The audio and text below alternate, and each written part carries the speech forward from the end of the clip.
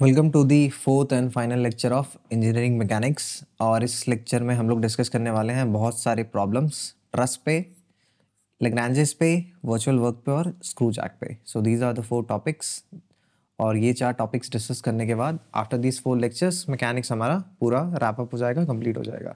So let's move to the question number 1 of today's lecture. तो देखो question number 1 में क्या बोल के रखा है, दिख रहा है ना? हाँ, स्क्रीन पे। The breaking tension of the string is 1 kilo newton. ठीक है। The member A B can support a load of 0.5 kilo newton. अच्छा। And the hinge can support 0.4 kilo newton. Then the maximum force that can be applied at end A is. बोल रहा है कि जो string है या wire है, ये मैक्सिमम फोर्स कितना बेयर कर सकती है? 1 किलो न्यूटन। जो हिंज है, हिंज कितना बेयर कर सकता है? बोल रहा है 0.4 किलो न्यूटन। ठीक है। And this member A B, ये वाला जो ए बी मेंबर है ना, this member A B can bear up to 0.5 kilo newton of load. तो बोल रहा है कि मैक्सिमम एफ कितना लगा सकते हैं ताकि ये जो सिस्टम है वो इक्विलिब्रियम में रहे। कहने का मतलब ये है कि मैक्सिमम एफ फोर्स कितना लगा सकता हूँ ताकि ना तो स्ट्रिंग टूटे, ना ही हिंज रिएक्शन जो गिवन वैल्यू है या परमिसेबल वैल्यू है उससे ज़्यादा एक्सीड कर जाए, और ना ही ये जो मेंबर ए बी है वो रप्चर हो जाए या टूट जाए मेंबर ए बी भी। मतलब कि तीनों को सेफ रखते हुए, स्ट्रिंग को, हिंज को और इस मेंबर ए बी को, एफ की कितनी मैक्सिमम वैल्यू हम लगा सकते हैं इस क्वेश्चन में। We have to calculate that. तो चलो सॉल्व करते हैं इसको। सो सबसे पहले मैं क्या कर रहा हूँ, इसका एफ बनाते हैं। For making F let me copy the whole figure, है ना? Copy and paste now. तो जो भी लगने वाले फोर्सेस हैं, A B, this is B, this is C, D. तो लगने वाले फोर्सेस क्या क्या हैं? एक तो भैया एक एफ फोर्स है, this is the F force. एक फोर्स क्या है? टेंशन टी, ऊपर की तरफ, राइट। और एक मैंने मान लिया reaction are.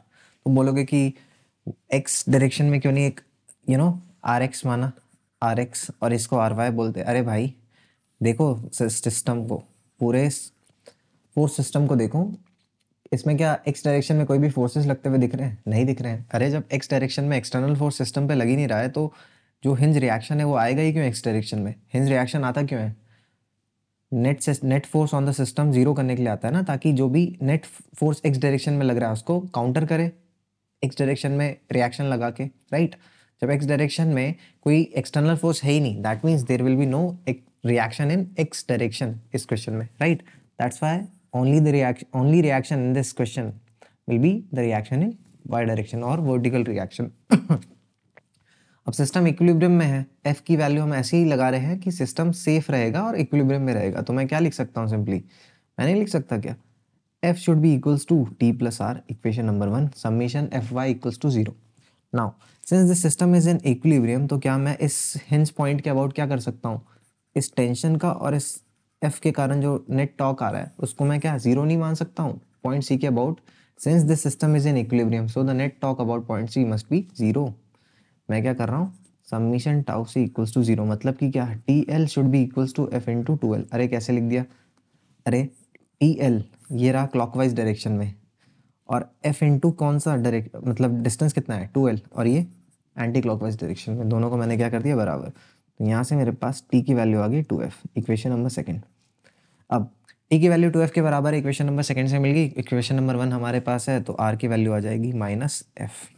This you will get, मतलब कि जो तुम रिएक्शन मान के चले थे that is absolutely incorrect. Value सही मिलेगी तुम्हें लेकिन डायरेक्शन तुमने गलत मानी है, तो डायरेक्शन चुपके से क्या करो? बदल दो। तो ये रहा तुम्हारा reaction F, right. Now if you have this all forces, तुमने क्या किया? तुमने टेंशन को F के टर्म्स में निकाल लिया, राइट। तुमने क्या किया? हिंज रिएक्शन को F के टर्म्स में निकाल लिया। Can you calculate the value of the force appearing in member A B? क्या तुम मेंबर ए बी में जो आने वाला फोर्स है उसकी वैल्यू निकाल सकते हो? हाँ भाई निकाल सकते हैं। कौन सा मेथड लगाओगे मेरे दोस्त? हम लगाएंगे मेथड ऑफ सेक्शन। क्यों? क्योंकि मेथड ऑफ जो जॉइंट्स होती है वो बहुत ही लेबोरियस मेथड है, बहुत ज़्यादा मजदूरी करनी पड़ती है उसमें, ठीक है। मेथड ऑफ सेक्शन इज मतलब टफ टू अंडरस्टैंड और थोड़ा टफ है अप्लाई करना। पता करना होता है कि किसके अबाउट कैसे करके काटूं ताकि मुझे रिजल्ट जो रिक्वायर्ड है वो मिल जाए, राइट। तो ये तो तुम प्रैक्टिस से ही अपना लेवल ऊपर लेके जा सकते हो कि तुम प्रैक्टिस करके तुम्हें अंदाज़ा लग जाएगा कि अरे इसके अबाउट काट दूंगा या ऐसे ऐसे करके काट दूंगा ना, तो यहाँ यहाँ इसका इसका ज़ीरो हो गया और बचा ये, और इसके टर्म्स में ये निकाल दूंगा, राइट। तो अब देखो मैं क्या करूँगा, मैं क्या कर रहा हूँ, इसके अबाउट काट रहा हूँ सिस्टम को, मतलब इसके अबाउट मैं काट रहा हूँ। तो काटने के बाद कुछ ऐसा बनेगा क्या, ज़रा मुझे बताना। अगर मैं काट दूंगा तो मेरे पास देखो कैसा बन रहा है सिस्टम। काटने के बाद कुछ ऐसा मुझे दिखेगा, राइट।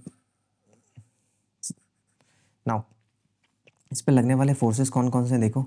एक तो है ये एफ फोर्स, है ना। एक ये कौन सा हो जाएगा, एफ ए बी।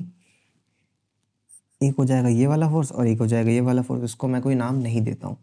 अब ये जो मेरे पास मेंबर है, दिस मेंबर, राइट, जो मैंने कट करके रखा है, राइट, ये जो सेक्शन है, मेंबर नहीं सेक्शन है, ये सेक्शन इक्विलिब्रियम में है। तो मैं किसी भी पॉइंट के अबाउट क्या कर सकता हूँ, मोमेंट को बैलेंस कर सकता हूँ या टॉर्क को बैलेंस कर सकता हूँ। तो मैं किसके अबाउट टॉर्क बैलेंस करूँगा या मोमेंट बैलेंस करूँगा, इस पॉइंट के अबाउट। ऐसा क्यों, अरे भाई मुझे इस फोर्स का और इस फोर्स को निकालने में कोई इंटरेस्ट नहीं है, कोई दिलचस्पी नहीं है। तो इस पॉइंट के अबाउट अगर टॉर्क देख लूँगा तो मुझे इसकी निकालना है वैल्यू, और ये पता है, एफ पता है, एफ के टर्म्स में ही तो मेंबर ए बी में फोर्स जो आ रहा है उसको निकालना है। तो this I have to calculate and this I know already. तो इस पॉइंट के अबाउट क्या करता हूँ, टॉर्क बैलेंस कर देता हूँ। तो क्या कर रहा हूँ, summation tau E equals to 0 कर रहा हूँ। मतलब कि F A B into L sine 60 equals to F into L cos 60। ये कैसे लिख दिया, अरे भाई ए बी ये डिस्टेंस कितना है, एल साइन 60। क्यों, क्योंकि ये जो है ये एल है, ठीक है। इक्विलेटरल ट्राइंगल्स हैं तो 60 होगा 60 होगा, right. That's why L sine 60। अच्छा ये वाला डिस्टेंस कैसे लिख दिया, एल कॉस 60। अब 60 है, ये एल है, L cos 60, simple.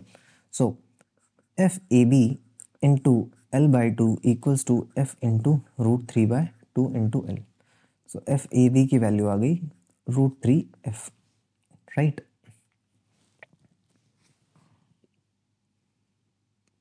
F A B into L sine 60, हाँ एल साइन 60 हमने उल्टा कर दिया वैसे,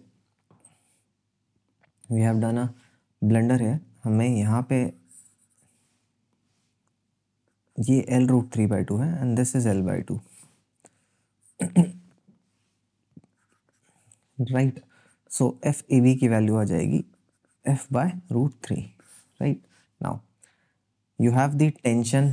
टेंशन तुम्हारे को f के टर्म्स में पता है, तुम्हें क्या पता है, r पता है, और तुम्हें एफ ए बी पता है। तो तुम्हें क्या क्या बोल के रखा है अब उसको लगा दो। मुझे क्या बोल के रखा है कि F A B for the safety of the member AB, for the safety of the member AB, मैं क्या लिखूंगा, F A B should be less than 0.4 kilo newton. 0.4 नहीं है, 0.5 दे के रखा है क्वेश्चन में, I remember. So F by √3 should be less than 0.5 kilo newton. So F should be less than √3/2 kilo newton. एक यहाँ से आ गया मेरे पास। टेंशन क्या बोला था, tension should be less then 1 kilo Newton string को बचाने के लिए। अब टेंशन किसके टर्म्स में लिख दो, एफ के टर्म्स में, 2f है, 2f should be less then 1 kilo newton. So F should be less than 0.5 kilo Newton. Second condition. तीसरी कंडीशन क्या थी कि मैम कि जो रिएक्शन है वो 0.4 से छोटा होना चाहिए, मतलब कि r should be less then कितना, 0.4 से। मैग्नीट्यूड की केवल बात कर रहे हैं, राइट। सो मैग्नीट्यूड वाइज देखो यहाँ पे r f के बराबर है, समझे, मैग्नीट्यूड की बात कर रहे हैं, राइट। अब ध्यान से देखना। So F should be less than क्या बोल रहा है, 0.4 किलो न्यूटन। अब देखो एक इक्वेशन बोल रही है कि √3/2 से छोटा होना चाहिए, एक बोल रहा है 0.5 से, और एक बोल रहा है 0.4 से।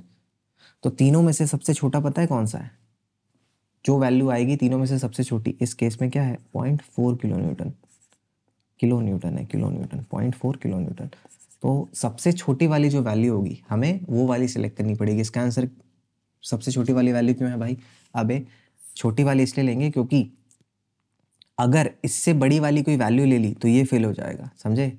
अगर इससे बड़ी वाली कोई सी भी वैल्यू ले ली तो मैंने ये फेल हो जाएगा, समझे कि नहीं समझे। इसलिए सबसे छोटी वाली को अगर सेफ्टी मेंटेन कर दिया, मतलब कि जिसकी जो सबसे ज़्यादा प्रोन टू वो है ना, मतलब फेलियर, मतलब जिसके फेलियर होने के चांसेस ज़्यादा हैं या फेल करने के चांसेस ज़्यादा हैं, अगर उसी को बचा लो, है ना, तो तुम बाकी सारी चीज़ें अपने आप ही बच जाएगी। दैट्स वाई सबसे स्मॉल या सबसे छोटी वाली वैल्यू कंसिडर करेंगे हम, कौन सी, F should be less than 0.4 kilo newton, मतलब कि एफ की मैक्सिमम वैल्यू कितना लगा सकते हो तुम, तीनों को मिला के एफ मैक्स कितना होगा, 400 Newton. So the maximum force F which you can apply here at end A is 400 Newton. That means the answer is A. इस क्वेश्चन को कौन सी कैटेगरी में रखोगे, इस क्वेश्चन को हम रखेंगे मीडियम कैटेगरी में। This was a very good question, ठीक है। क्वेश्चन नंबर 2 में बोला है कि if small displacement is given to the particle in x direction then equation of motion of the particle for small oscillations, और 4 equation हमें देके रखा है, राइट। तुम्हारे पास एक सिस्टम देके रखा है जिसमें क्या है, अच्छा ग्रेविटी नहीं है जी, मतलब ऐसे नहीं है, ये क्या है, ये एक ऊपर टॉप व्यू है, मतलब कि ये जो सिस्टम है ना, तुम्हें एक मान लो कि टेबल पे रखा है ये system, means gravity is inside the plane. So ये जो मास है इस पर कोई ग्रेविटी नहीं लग रही है कि ये नीचे की तरफ आ जाएगा, नहीं, ठीक है। So you do not have to consider any gravity, right. ये हम टॉप व्यू देख रहे हैं, right. This system is being kept on a table, समझ, ऐसा समझ सकते हो इसको। नाउ बोला क्या है कि अगर भैया मैं इसको एक्स डायरेक्शन में छोटा सा स्मॉल डिस्प्लेसमेंट दे देता हूँ, तो equation of motion of the particle बताना है फॉर स्मॉल ऑसिलेशंस, मतलब कि इसको आगे खिसका के मैं छोड़ देता हूँ तो ऐसे ऐसे ऐसे ऐसे ऐसे ऑसिलेशंस होने लग जाएंगे ना, तो उस ऑसिलेशंस का इक्वेशन पूछा है मेरे से। इसको हम तो एक वाइब्रेशन वाली मेथड से कर सकते हैं कि रिस्टोरिंग फोर्स, है ना, निकाल के फिर जो करते हैं हम वाइब्रेशन में वो करेंगे। हमें वाइब्रेशन का इसमें ये नहीं यूज़ करना है, हमें इस क्वेश्चन को लग्रांजेस इक्वेशन से यूज़ करके सॉल्व करने की कोशिश करना है, क्योंकि हमें इस लेक्चर में क्या कवर करना है, लग्रांजे भी कवर करना है। That's why we are going to solve this question by Lagrange's method. इस क्वेश्चन को हम जब वाइब्रेशन पढ़ेंगे सो वाइब्रेशन मेथड से भी करेंगे, बट इन नाउ अभी हमें लग्रांजेस मेथड यूज़ करना है, right. So let's start now. तो जब मैं इसको एक्स डायरेक्शन में थोड़ा सा आगे की तरफ डिस्प्लेस कर दूंगा तो देखो कैसी पिक्चर बनेगी, ध्यान से देखना आप।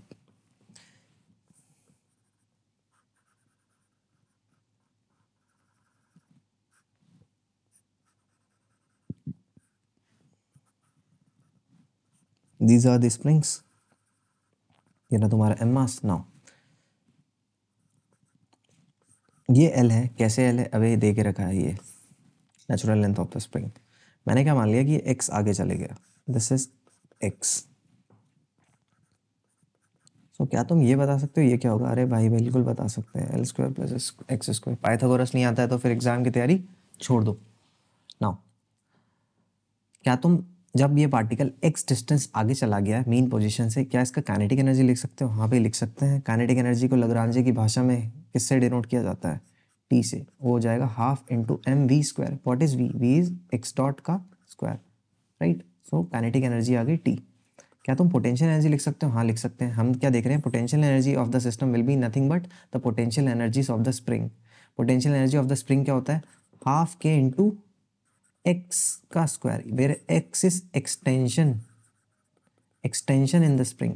Can you tell me what is the extension in the spring if this particle will be pulled a distance x, है ना, in the positive x direction? Yes, I can tell you. What is the extension? L square plus x square minus L. कैसे लिख दिया?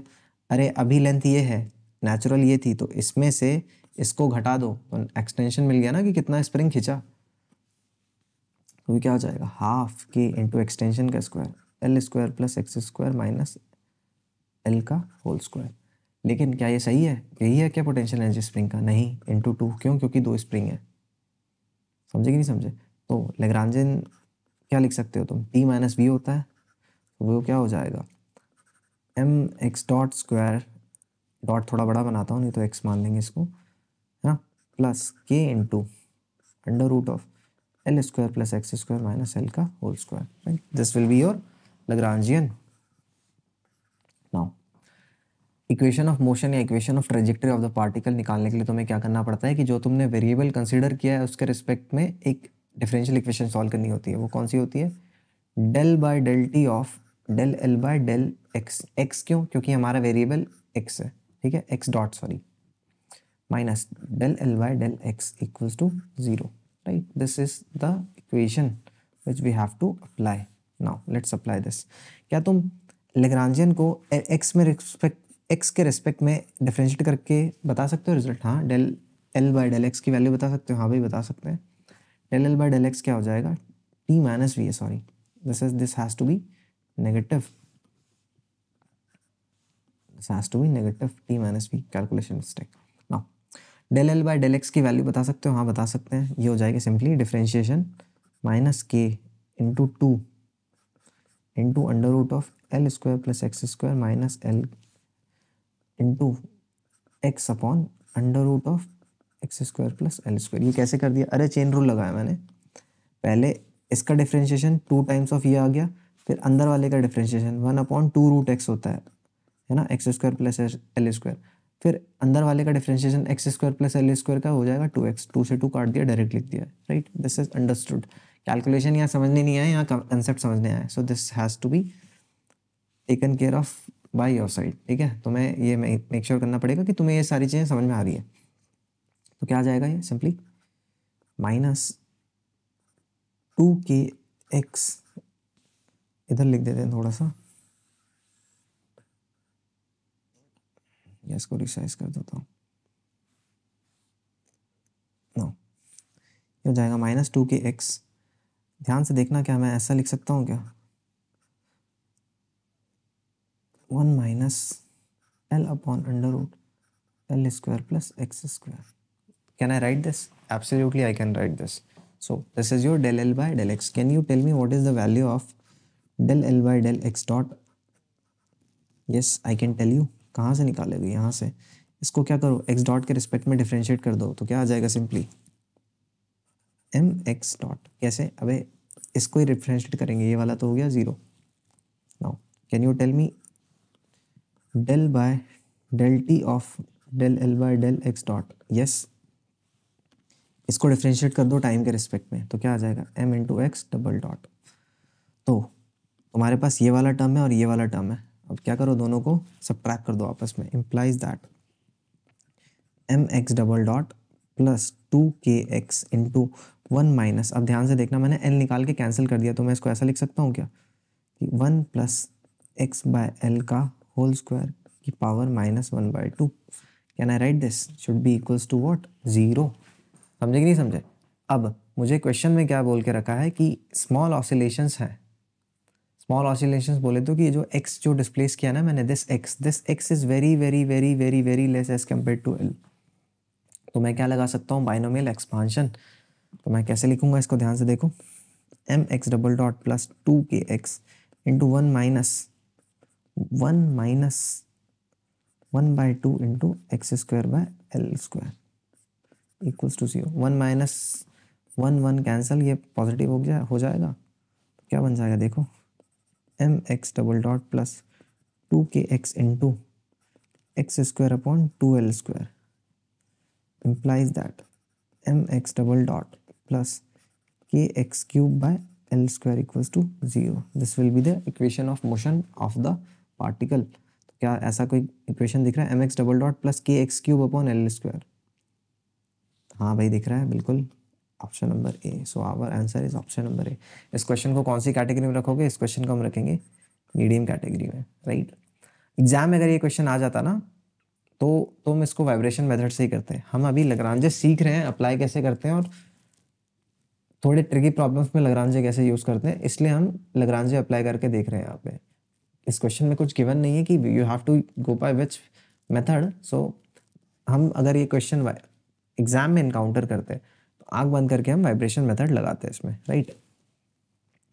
Question number 3 में देखो क्या बोला है कि तुम्हारे पास 2 स्क्वायर्स हैं, राइट। एक स्क्वायर के दोनों एंड पे p और p ऐसे लगा रहे हैं, इस एंड पे p लग रहा है बड़े वाले के और इधर से q लगाना पड़ रहा है।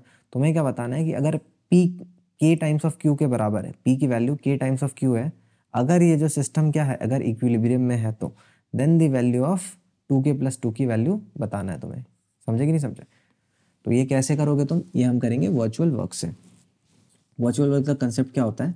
वर्चुअल वर्क का कंसेप्ट मैं बता देता हूँ एक बार क्या होता है कि मैं क्या मानता हूँ वर्चुअल वर्क बोले तो क्या कि मैं इमेजिनरी वर्क डन निकालता हूँ इसमें, मैं मान लेता हूँ कि इमेजिनरी डिस्प्लेसमेंट्स हो रहे हैं, जहाँ जहाँ पे फोर्स लग रहा है वहाँ पे इमेजिनरी डिस्प्लेसमेंट्स हो रहे हैं। मतलब कि अगर P पे फोर्स लग रहा है तो मेरे दोस्त मैं मान लूँगा कि P नीचे आ गया होगा किस डिस्टेंस से, मान लेते हैं इसको dx1, ठीक है।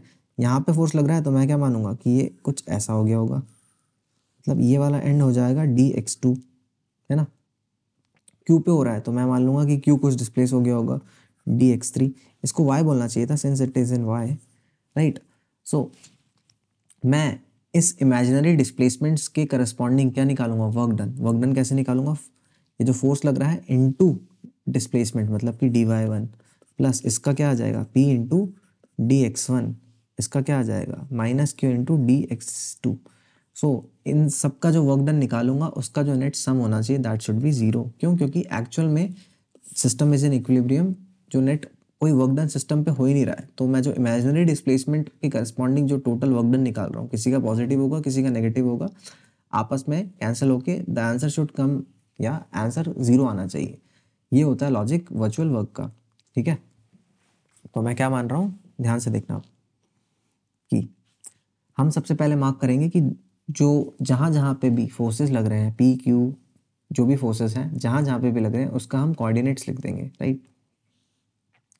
तो जहाँ ध्यान से देखो जरा कि अगर तुम्हें ये ए दे के रखा है, एक चीज़ तुम्हें देना चाहिए इसमें कि अगर ये ए है तो इसका साइड 2 है, this you have to be given, मतलब this has to be given in the question, right. I forgot to give this now. क्या तुम पी पॉइंट पे डिस्प्लेसमेंट वाई डायरेक्शन में हो रहा है, क्या तुम पी पॉइंट पे यहाँ वाले पॉइंट का तुम डिस्टेंस बता सकते हो क्या यहाँ से, मतलब कि वाई डायरेक्शन में इसका क्या है कोऑर्डिनेट। हाँ भाई बता सकते हैं।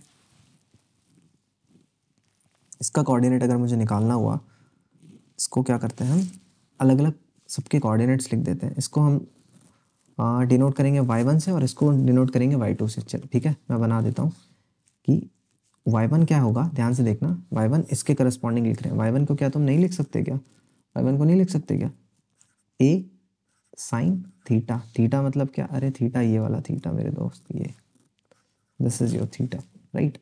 सो y1 इज दिस। क्या तुम y2 लिख सकते हो, हाँ भाई लिख सकते हैं y2 हो जाएगा सिंपली, y2 हो जाएगा माइनस ए साइन थीटा। कैसे, अरे सेम होगा लेकिन नीचे की तरफ है, तो y2 हो जाएगा माइनस ए साइन थीटा। dy1 की वैल्यू बता दो फिर, A cos theta D theta, और dy2 की वैल्यू हो जाएगी minus A cos theta D theta, right. Now ये जो पॉइंट P, यहाँ पे ये जो पॉइंट है कोई सा भी, यहाँ पे जो लोड P लग रहा है, अब यहाँ का मैंने जो कोऑर्डिनेट है उसको मैंने मान लिया x1। तो क्या तुम x1 की वैल्यू बता सकते हो, हाँ बता सकते हैं। x1 है, देखो ध्यान से, ये a है तो ये वाला जो डिस्टेंस है आधा, ये हो जाएगा a कौन सा थीटा, कॉस थीटा। ये a कॉस थीटा है तो ये भी क्या हो जाएगा a कॉस थीटा, मतलब कि 2a कॉस थीटा। सो dx1 क्या हो जाएगा minus 2a sign theta D theta, right. Similarly Q, मतलब कि ये वाला जो पॉइंट है जहाँ पे लोड क्यू लग रहा है, यहाँ का डिस्प्लेसमेंट क्या, डिस्प्लेसमेंट नहीं, यहाँ का कोऑर्डिनेट्स क्या हो जाएगा, ये था 2a कॉस थीटा, अभी निकाला हमने। इसमें क्या ऐड करोगे, ये 2a है, ये हो जाएगा थीटा है, ये फिर से 2a कॉस थीटा, और ये भी 2a कॉस थीटा, मतलब कि 6a कॉस थीटा, मतलब कि dx2 क्या आ जाएगा minus 6a sign theta D theta. अब सबके तुमने क्या लिख लिए हैं कोऑर्डिनेट्स, तो सबके कोऑर्डिनेट्स लिखने के बाद अब तुम क्या करोगे, principal of virtual work done apply कर दो, वर्चुअल वर्क अप्लाई कर दो प्रिंसिपल ऑफ, जो कि क्या बोलता है DW, मतलब कि work done by all the forces, ठीक है। Work done by all the forces should be zero, क्यों, क्योंकि जो बॉडी है दैट इज इन इक्विलिब्रियम, हम मान के चल रहे हैं कि वर्चुअल वर्क डन हुआ होगा, right. So work done by all forces should be zero. तो हम क्या क्या लिखेंगे, माइनस p इंटू क्या dy1 plus p into dy2 plus p into dx1 plus minus Q into क्या dx2। अच्छा, क्यों में माइनस यहाँ पे और माइनस यहाँ पे p में क्यों, अरे भाई ये जो p है उसका डायरेक्शन नीचे की तरफ है, दैट्स वाई माइनस p। जो q है उसका डायरेक्शन है नेगेटिव में, तो इसलिए इसमें माइनस q।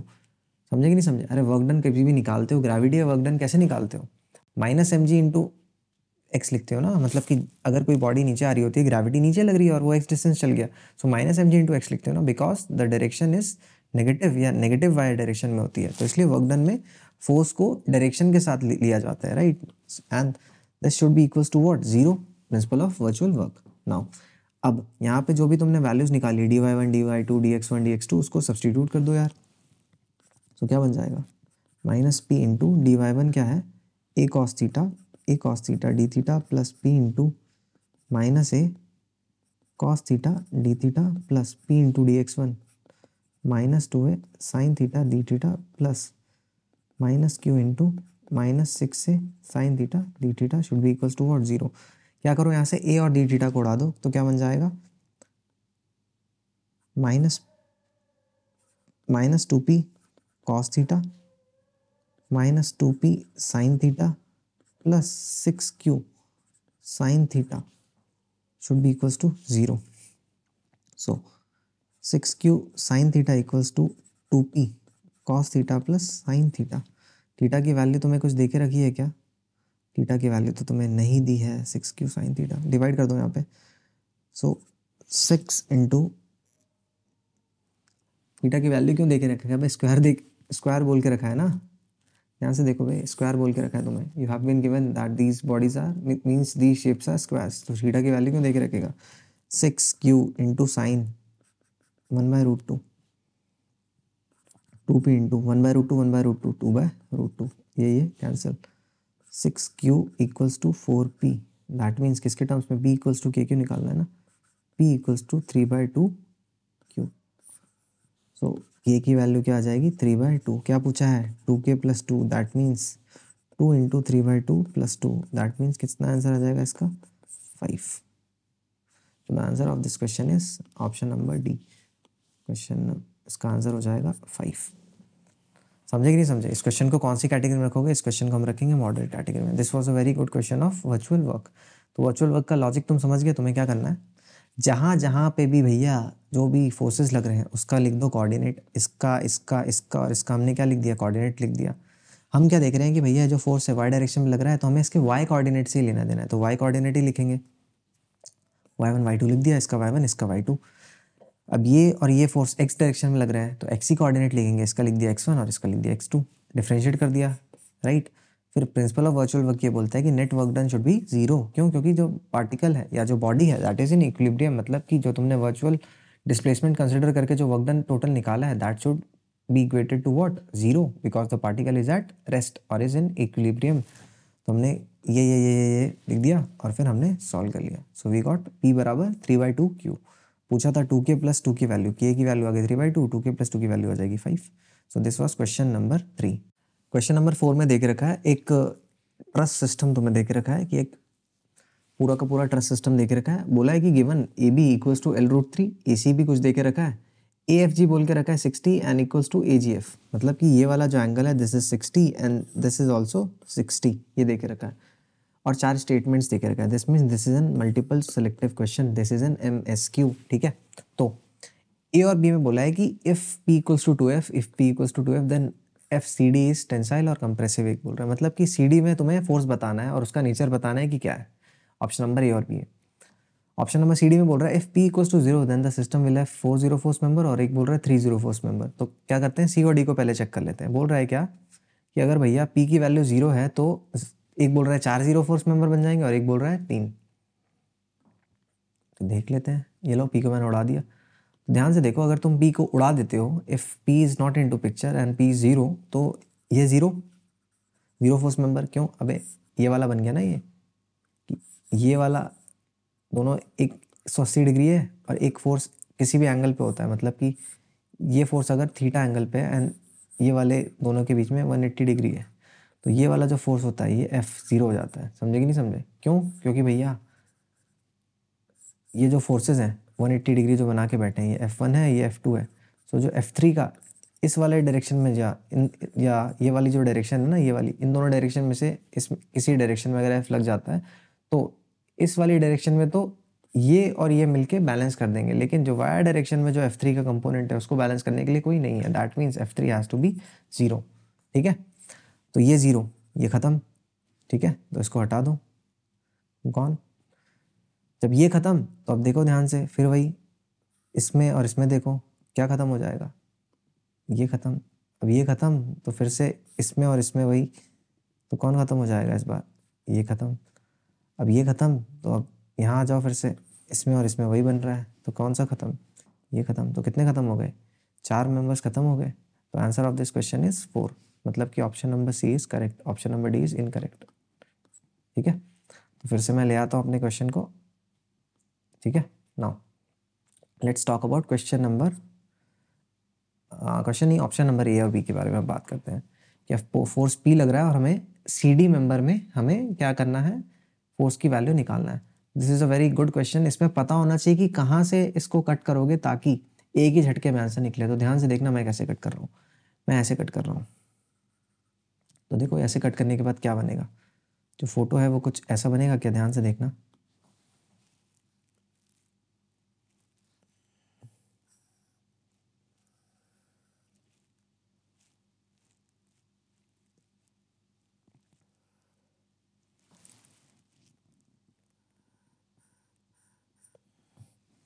नहीं, this you will get like this, something like this. अब इसको मैं थोड़ा सा बड़ा करके दिखा देता हूँ। You will get something like this. ध्यान से देखो इन दोनों में। अब यहाँ पे देखो फोर्सेस मार्क कर लो, this is your F force, this is your P. ठीक है, ये हो जाएगा एफ बी डी, ये हो जाएगा F C D, and this will be F C E. Right, now तुम्हें यहाँ पे दिख रहा है क्या कि ये 90 डिग्री है, ये है जो 90 डिग्री है। अब मुझे क्या निकालना है, मुझे वैल्यू निकालनी है भैया एफ सी डी की, और मुझे एफ और पी पता है। तो क्या तुम किस डायरेक्शन या किस पॉइंट के अबाउट तुम टॉक को बैलेंस करोगे या मोमेंट को बैलेंस करोगे कि तुम्हारा झट से आंसर मिल जाए। तो देखो हम किसके अबाउट बैलेंस करेंगे, हम इस पॉइंट के अबाउट बैलेंस करेंगे। क्यों, क्योंकि इसका ज़ीरो, इसका भी ज़ीरो और इसका भी ज़ीरो, मतलब कौन कौन से बचेंगे, केवल ये वाला और ये वाला। ठीक है, तो मैं इस पॉइंट के अबाउट क्या कर रहा हूँ, टॉक बैलेंस कर रहा हूँ। ये वाला पॉइंट का नाम क्या है, ए। सो करते हैं बैलेंस। ठीक है, नाउ क्या लिखेंगे, ए के अबाउट में क्या कर रहा हूँ, बैलेंस कर रहा हूँ। मैं नहीं लिख सकता क्या कि summation T A equals to, मैं क्या कर रहा हूँ, जीरो कर रहा हूँ। तो मैं नहीं लिख सकता क्या, ध्यान से देखो कि ए के अबाउट इसका टॉक क्या हो जाएगा, F C D into this distance, F C D into this distance. ये डिस्टेंस क्या है, ए सी, ये ए सी है ना, दिस इज ए सी। मैं क्या लिख सकता हूँ, F C D into A C should be equals to, इसके टॉक के बराबर होना चाहिए पी इंटू ये वाला डिस्टेंस, ये वाला डिस्टेंस। क्या तुम बता सकते हो, हाँ बता सकते हैं। ये वाला डिस्टेंस हो जाएगा, ये जो डिस्टेंस है ना, इसका कौन सा कंपोनेंट, ये थीटा तुम्हें 60 दे के रखा है ना, तो इसका हो जाएगा साइन कंपोनेंट। ये वाला डिस्टेंस, ये वाला डिस्टेंस हो जाएगा इसका साइन कंपोनेंट। ठीक है, तो मैं क्या लिख दूंगा, ये वाला डिस्टेंस क्या है, ए बी है, तो ए बी का sine component P into A B sine 60। क्या तुम्हें ए बी और ए सी की वैल्यू दे के रखी है, हाँ ए बी दे के रखा है L√3 और ए सी दे के रखा है 3L।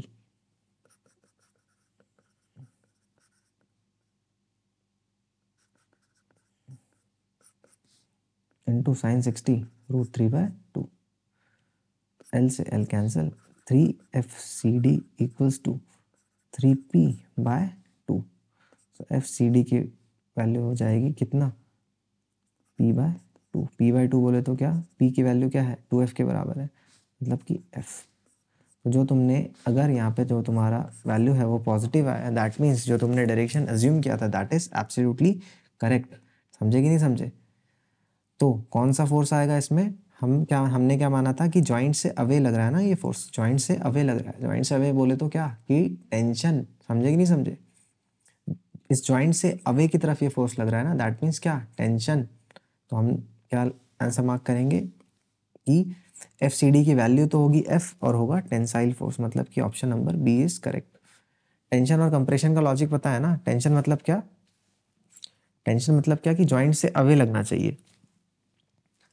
टेंशन मतलब क्या कि जॉइंट से अवे फोर्स लगना चाहिए। ऐसा क्यों? अरे भाई ये जो तुम्हारा मान लो एक मेंबर है, मान लो ए बी है और ये जॉइंट है, तो जॉइंट से अगर अवे की तरफ फोर्स लग रहा है मतलब कि क्या है कि ये जो मेंबर है A B, this is trying to pull the joint like this. This member AB is trying to pull the joint like this. If the force acting on the joint is in this direction, that means the member AB will try to pull this joint like this. अच्छा, AB इस joint को ऐसे कब पुल करेगा? जब AB में खुद extension हो ना, मतलब AB खुद खींचा हुआ हो। अरे स्प्रिंग को अगर ऐसे ऐसे करके खींच देते हो तो स्प्रिंग क्या करती है? इस एंड से भी पुल करती है, इस एंड से भी पुल करती है ना, राइट? समझे कि नहीं समझे? तुम्हारे पास क्या है? स्प्रिंग है, नेचुरल लेंथ ही है, तुमने क्या किया? इसको पकड़ के ऐसे ऐसे कर दिया, तो तुम क्या देखोगे कि इस एंड पे और इस एंड पे दोनों पे स्प्रिंग अंदर खींचने की कोशिश कर रही है दोनों एंड को। That means spring is trying to pull both the joints towards itself. मतलब कि क्या है? स्प्रिंग टेंशन में है, समझे? लेकिन अगर मान लो ओरिजिनल लेंथ तुम्हारी स्प्रिंग की ये है और तुमने स्प्रिंग को क्या कर दिया? ऐसा इतना छोटा कर दिया, तो स्प्रिंग पता है क्या करेगी? जॉइंट्स पे बाहर की तरफ फोर्स लगाएगी। तो जब भी जॉइंट से अवे की तरफ फोर्स लग रहा होता है, जॉइंट से अवे फोर्स लग रहा होता है, दैट मीन्स टेंशन, और जॉइंट्स के टुवर्ड्स लग रहा होता है, दैट मीन्स कंप्रेशन। समझे? जॉइंट के टुवर्ड्स मतलब क्या? कोई चीज़ कंप्रेस होगी तभी तो वो मतलब खुलने की कोशिश कर रही है, तो जॉइंट्स को दबाएगी ना। तो जॉइंट्स की तरफ मतलब क्या? कंप्रेशन, और जॉइंट से अवे मतलब क्या? जॉइंट से अवे मतलब क्या? टेंशन। दैट मीन्स यहाँ पे एफ की वैल्यू होगी एफ सी डी की वैल्यू होगी F, and this will be tensile. ठीक है, so the answer of this question is B and C. इस क्वेश्चन को कौन सी कैटेगरी में रखोगे? इस क्वेश्चन को हम रखेंगे इजी कैटेगरी में। तुम पे थोड़ा विश्वास करता हूँ कि तुम्हारी तैयारी अच्छी होगी कि तुम इस क्वेश्चन को सॉल्व कर पाए होगे। ठीक है, तुमने अलग तरीके से काट के भी किया होगा लेकिन शायद लेंदी हो गया होगा। ये सबसे बेस्ट तरीका था कि इसके अबाउट तुम बैलेंस कर सकते हो। कौन से पॉइंट के अबाउट? टॉप पॉइंट के अबाउट, तो तुम्हें आंसर झट से मिलेगा। तो जो मेथड ऑफ सेक्शन होता है, this is a very good method and that gives you absolutely खतरनाक स्पीड में रिजल्ट्स। ठीक है, फटाक से एकदम रिजल्ट देती है। बट ये किस पॉइंट के अबाउट काटना है और किस पॉइंट के अबाउट फिर टॉक को बैलेंस करना है, मोमेंट को ज़ीरो करना है, ये तुम्हें बहुत सारे क्वेश्चन सॉल्व करके ही ये चमकता है, right? So let's talk about the next question now. Question number कौन सा है? फिफ्थ क्वेश्चन लग्रांजेस का है। This is also very good problem. Lagrange का है तो देखो यार, लग्रांजे में थोड़े से लेंदी सवाल आ जाते हैं। ठीक है, 2021 में एक क्वेश्चन पूछा था, वो भी लग्रांजे का था, वो भी लेंदी सवाल था। तो लग्रांजे में थोड़े से लेंदी सवाल होते हैं। देखो क्या दिया है कि 3 स्प्रिंग है, 3 स्प्रिंग से 2 बॉल्स को कनेक्ट किया, एक का मास m है, एक का मास है 2m है। ठीक है, इस बॉल को x1 डिस्प्लेस किया और इस बॉल को इधर x2 डिस्प्लेस किया। ठीक है, if the equation of the motion of the particle is given by this and this. ठीक है, दो इक्वेशन क्यों? अबे x1 और x2 दो वेरिएबल है ना, तो दोनों के लिए क्या लिखोगे? लग्रांजे को सॉल्व करोगे तो इक्वेशन मिलेगा। दोनों वेरिएबल के करस्पॉन्डिंग लग्रांजे को सॉल्व करोगे ना तो दो इक्वेशन मिलेगी। तो इक्वेशन ऑफ मोशन इसलिए दो है। तो तुम्हें बताना है कि alpha plus beta plus gamma plus delta की वैल्यू, जो दोनों इक्वेशन आती है ना उसमें अल्फा बीटा गामा डेल्टा आते हैं, तो तुम्हें बताना है चारों का सम। तो चलो इसको करते हैं ध्यान से। अच्छा एक बात बताओ, अगर ये जो मास है इसको x डिस्टेंस मैंने आगे खिसका दिया, मतलब कि इस मास को x डिस्टेंस आगे खिसका दिया, मतलब कि ये जो एंड है स्प्रिंग का ये x1 डिस्टेंस आगे चला गया, तो क्या तुम इस मास का वेलोसिटी और इस मास का वेलोसिटी बता सकते हो? हाँ बता सकते हैं। तो वेलोसिटी क्या होगा मास इसका, या काइनेटिक एनर्जी क्या होगा? देखो काइनेटिक एनर्जी को इसको लग्रांजे की भाषा में टी से डिनोट करते हैं, तो काइनेटिक एनर्जी को क्या लिखेंगे? Half m into x1 dot square plus half into 2m into x2 dot square. This is the kinetic energy. ठीक है, now can you tell me the potential energy? हाँ भाई बिल्कुल बता सकते हैं। इस स्प्रिंग के को देखो, स्प्रिंग नंबर 1, इस वाली स्प्रिंग में एक्सटेंशन कितना होगा? x1। इस स्प्रिंग को देखो, इसमें कंप्रेशन कितना होगा? x2। इस वाली स्प्रिंग को देखो, एक एंड x2 गया है और एक एंड आ गया x1 आगे, एक x2 आगे गया और एक वापस से x1 आ गया है। तो क्या तुम नेट एक्सटेंशन इस वाली स्प्रिंग में बता सकते हो? हाँ बता सकते हैं। x2 x1 से बड़ा दे के रखा है, तो मतलब कि क्या है? एक्सटेंशन कितना हो जाएगा? x2 minus x1। कहने का मतलब है कि एक एंड x2 आगे गया और दूसरा एंड x1 इधर आ गया, तो नेट एक्सटेंशन कितना होगा? x2 में से x1 को क्या कर दूंगा? माइनस कर दूंगा, so I will get the net extension. ठीक है, तो क्या लिखूंगा मैं? Half k into x1 square plus half K into x2 square plus half into 2k into क्या, this will be the potential energy of the spring, right. Now Lagrangian क्या हो जाएगा, t माइनस वी मतलब कि क्या, m/2 निकाल लो, x1 dot का square plus 2x2 dot का स्क्वायर माइनस क्या कर लो, k/2 निकाल लो, k/2 निकाल लोगे तो क्या बन जाएगा, x1 square plus x2 square plus 2 times of x2 square plus x1 square minus 2x1 x2, right. इसको सॉल्व कर लेते हैं हम, लेट अस सॉल्व दिस। ये हो जाएगा m/2 x1 x1 dot square plus x2 dot square minus k/2 2x2 और 2x1 मतलब कि 3x1 square plus 3x2 square minus 4x1 x2, this is our Lagrangian. ऊपर वाले को क्या करते हैं, उड़ा देते हैं, क्योंकि हमें इस बार बहुत जगह की किल्लत होगी। Now so this is your Lagrangian.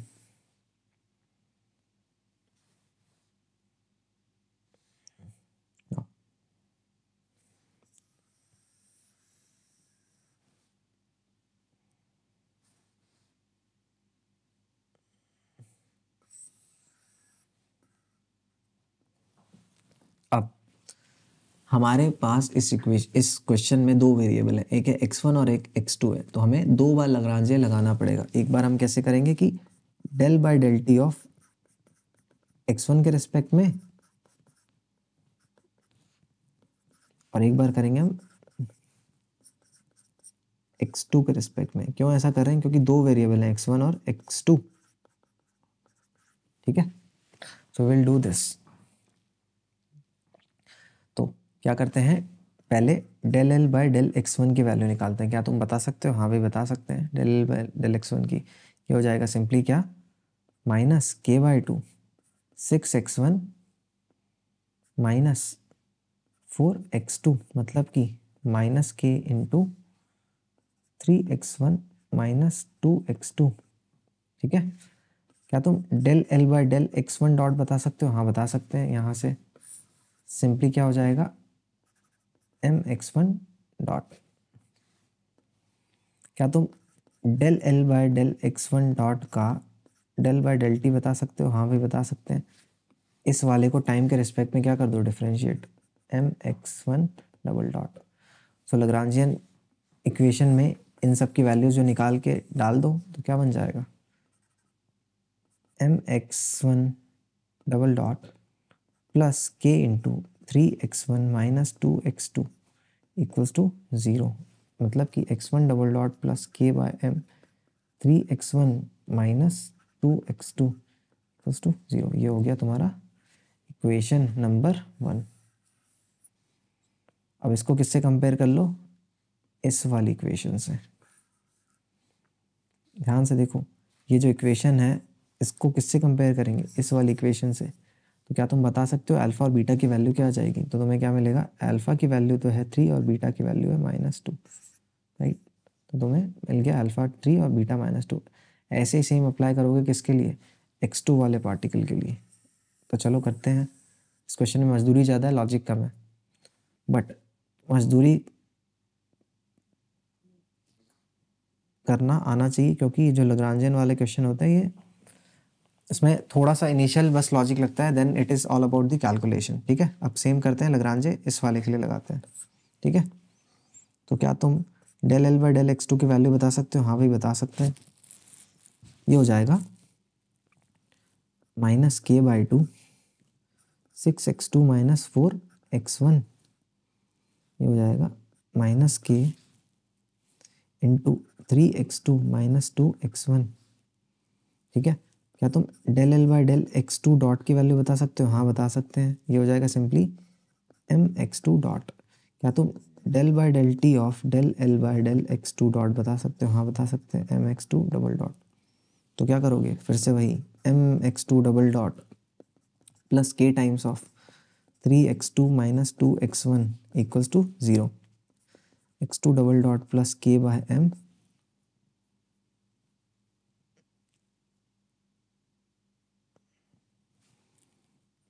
3x2 minus 2x1 equals to 0। अब इसमें से गामा की वैल्यू आ गई 3 और डेल्टा की वैल्यू आ गई -2, राइट। हमने क्या किया, कंपेयर कर लिया इससे। सो हमसे क्या पूछा, alpha plus beta plus gamma plus delta, alpha plus beta plus gamma plus delta की वैल्यू क्या आ जाएगी, 3 3 6, और 6 में से कितना माइनस कर दोगे, 4, मतलब कि 2। Alpha plus beta plus gamma plus delta की वैल्यू आ गई 2। सो the answer of this question is 2। इस क्वेश्चन में इनिशियली तुम्हें बस लॉजिक लगाना था कि कैसे कैसे काइनेटिक एनर्जी और पोटेंशियल एनर्जी लिखोगे, and after that it is all about calculation. सारा का सारा कैलकुलेशन का ही खेल है, राइट। क्वेश्चन नंबर 6 में बोला है the weight of each rod is W and length is L, find the relation between W and P if P, कैसे यहाँ पे Q आएगा ना, Q आएगा यहाँ पे,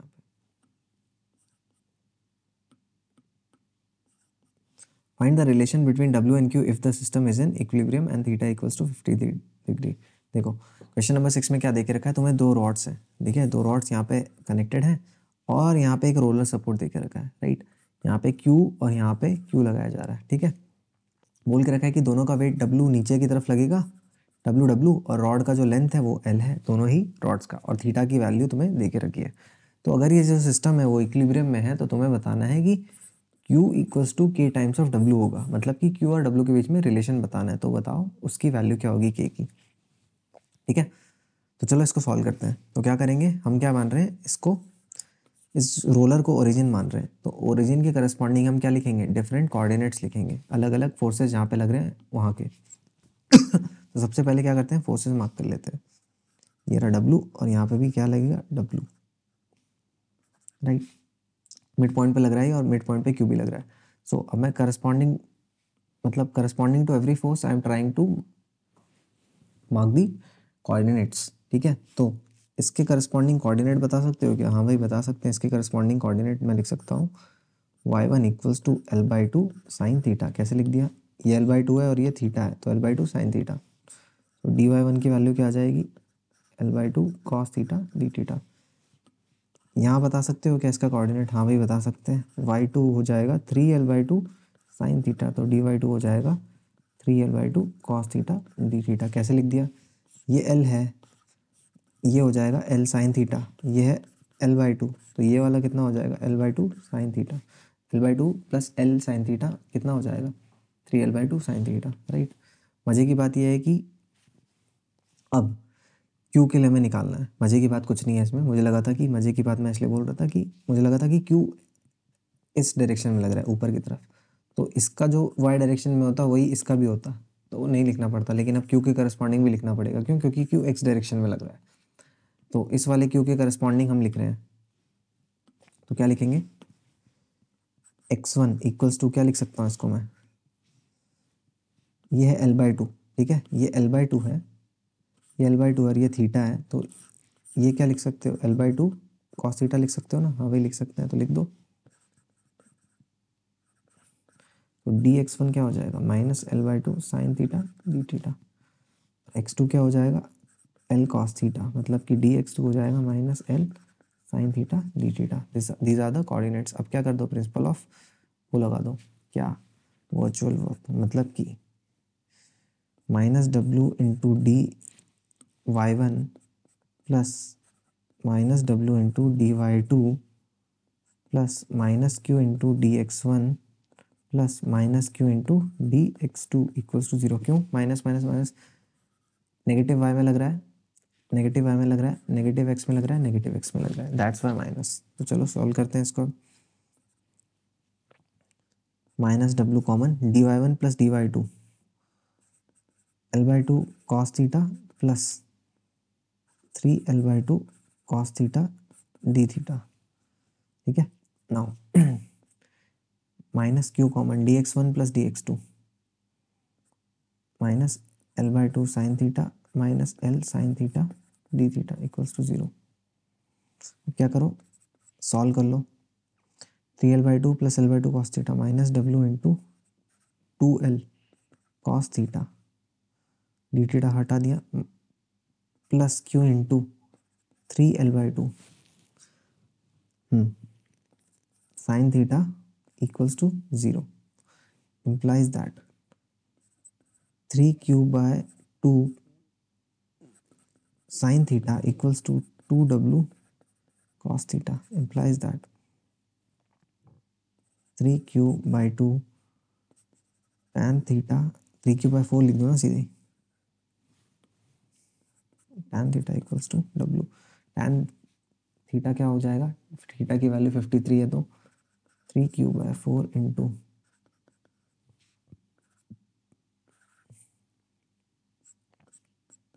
मतलब कि q इक्वल्स टू w, तो q और w के बीच में क्या रिलेशन होगा, q will be equals to w, right. So the relation between q and w will be q बराबर w, मतलब कि k की वैल्यू 1 है। समझे इस क्वेश्चन को कैसे करना है, इस क्वेश्चन को सिंपली वर्चुअल वर्क से करना था।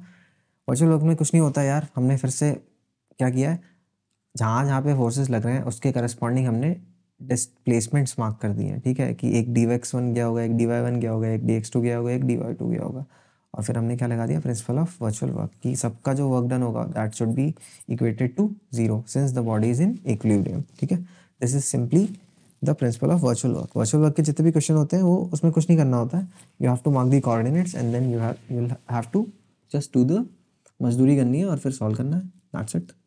तो इस क्वेश्चन को कौन सी कैटेगरी में रखोगे, इस क्वेश्चन को हम रखेंगे इजी कैटेगरी में।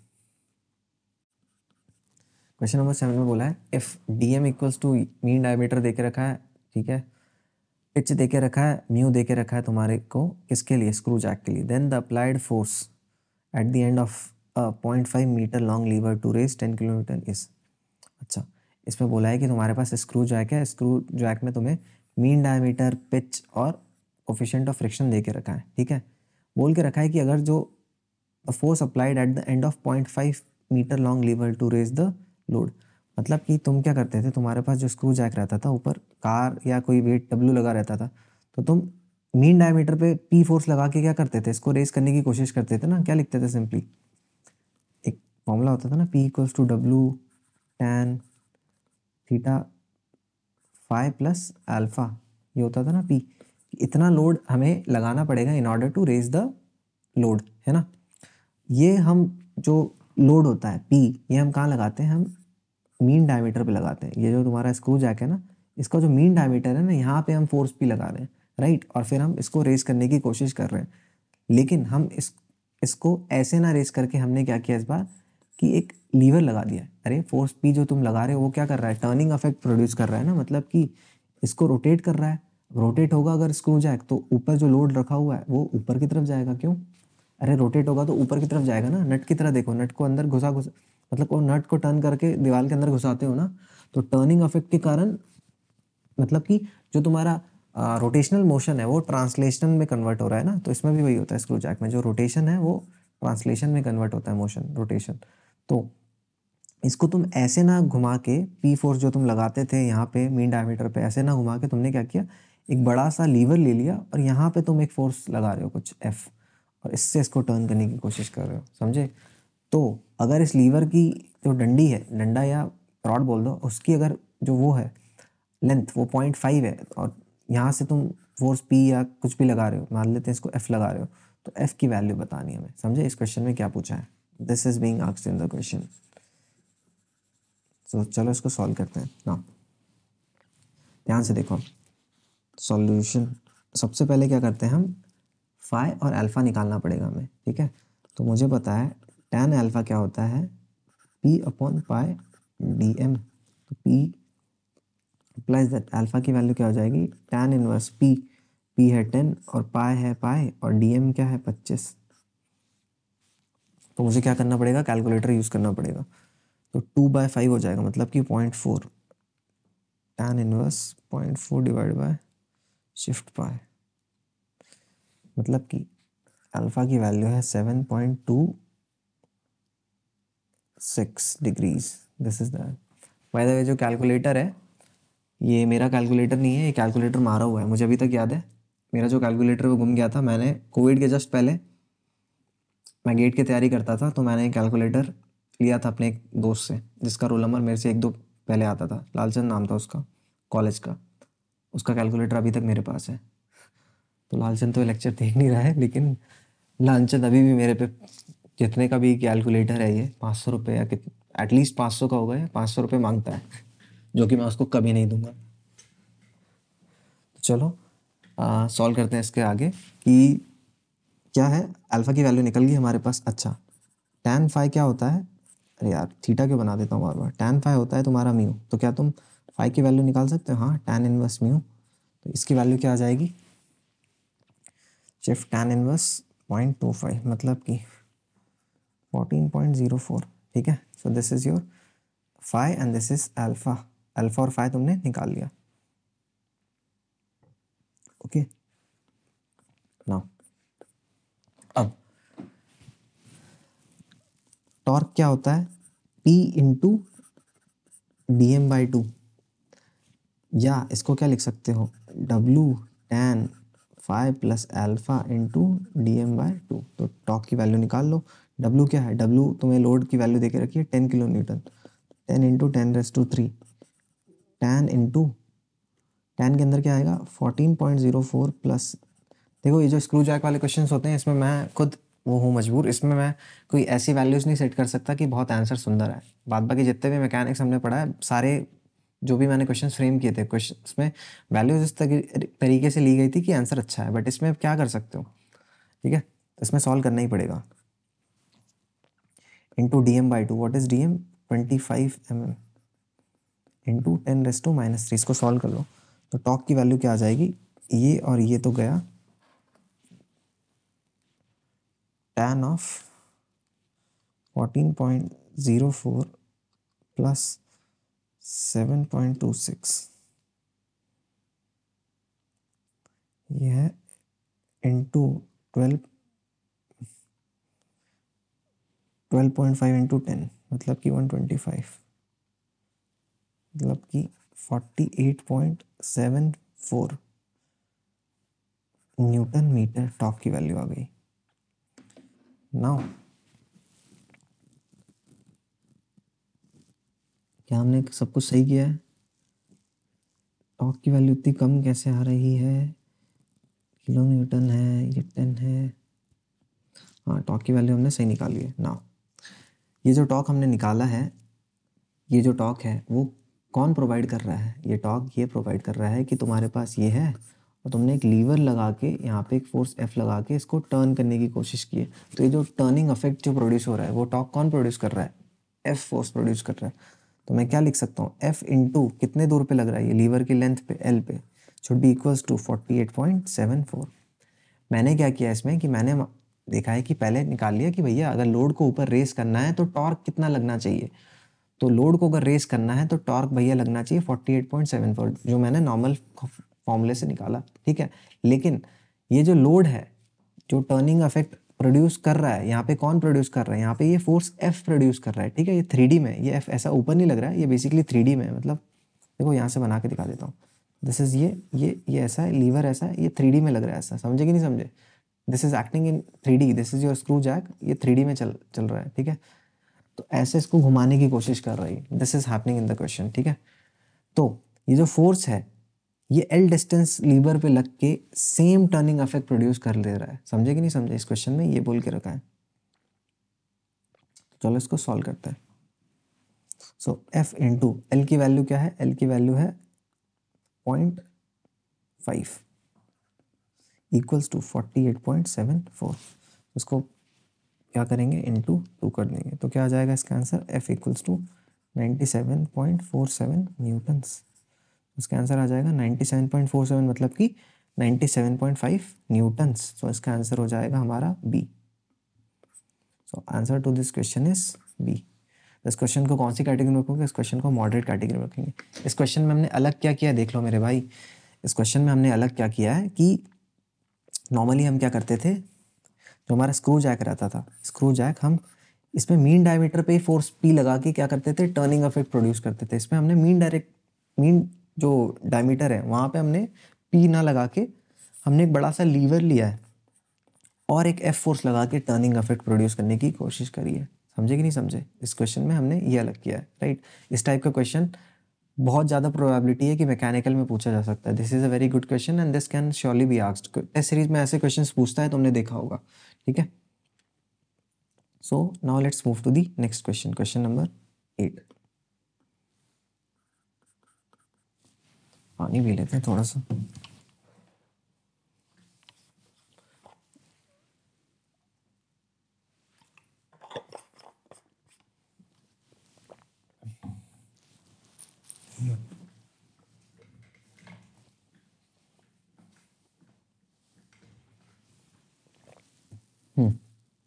सो क्वेश्चन नंबर 8 में क्या बोल रहा है? Find the length of the lever if a force of 0.2 kilo newton is required to raise a load of 25 kilo newton, ठीक है। Take mu equals to 0.25, P और D दे के रखा है। Consider collar friction as well such that mu equals to 0.2 and R mean equals to D, ठीक है। इसमें तुम्हें क्या दे के रखा है कि पिछले बार की तरह ही तुम क्या कर रहे हो, इस बार फिर से क्या कर रहे हो, 3D में एक लीवर लिया है तुमने। फिर अच्छी ड्राइंग बनाता हूँ। This is your screw. तुमने लीवर लिया है, ये रहा स्क्रू जैक तुम्हारा। लीवर लिया है और लीवर के एंड पे एक एफ फोर्स लगाया है जिसकी वैल्यू है 0.2 किलो न्यूटन, ठीक है। और इसको क्या किया है, टर्न करवाया, राइट, ताकि जो ऊपर लोड है डब्लू वो ऊपर रेस कर सको तुम, ठीक है। लेकिन इसमें तुम्हें कॉलर फ्रिक्शन भी लेने के लिए बोला है। कॉलर फ्रिक्शन बोले तो क्या कि तुम्हें जो स्क्रू है ना, स्क्रू और कॉलर के बीच में जो फ्रिक्शन होता है उसको भी तुम्हें इस बार लेना है। तो तुम्हें क्या करना पड़ेगा, कॉलर फ्रिक्शन के करस्पॉन्डिंग टॉर्क देना पड़ेगा प्लस उठाने के लिए टॉर्क देना पड़ेगा। मतलब कि उठाने के लिए जो तुम टॉर्क लगा रहे थे वो तो तुम्हें देना ही पड़ेगा, plus corresponding to the collar friction भी एक टॉर्क देना पड़ेगा इसको ओवरकम करने के लिए, ठीक है। तो नेट टॉर्क तुम्हें प्लस होगा दोनों का, इसका निकालोगे प्लस फ्रिक्शन के कारण जो टॉर्क होगा दोनों को प्लस करोगे, ठीक है। This is how you should approach this question. ABCD मैंने क्यों देके रखा है इसमें, तुम्हें आंसर सीधे बताना है। ABCD हटाओ, तुम्हें आंसर इसमें बताना है, right. You have to tell me the answer, ठीक है। तो चलो इसको क्वेश्चन को सॉल्व करते हैं। देखो लास्ट बार की तरह ही म्यू 0.25 है, पी ये है और ये DM भी 25 है। तो मुझे क्या पता है कि मैंने लास्ट टाइम क्या निकाला था, अल्फा की वैल्यू कितनी आ रही थी, अल्फा था 7.26 और फाइ था 14.04 और फाइ था 14.04, ठीक है। नाउ क्या तुम टॉर्क बता सकते हो रेज के लिए, raising load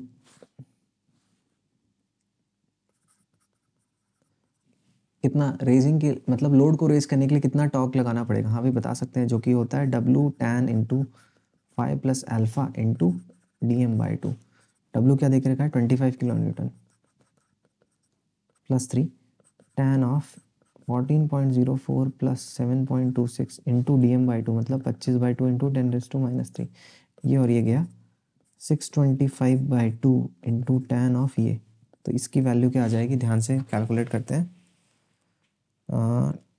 tan of 14.04 plus 7.26 into 625 divide by 2, ये आ रहा है 121.84 न्यूटन मीटर, ठीक है।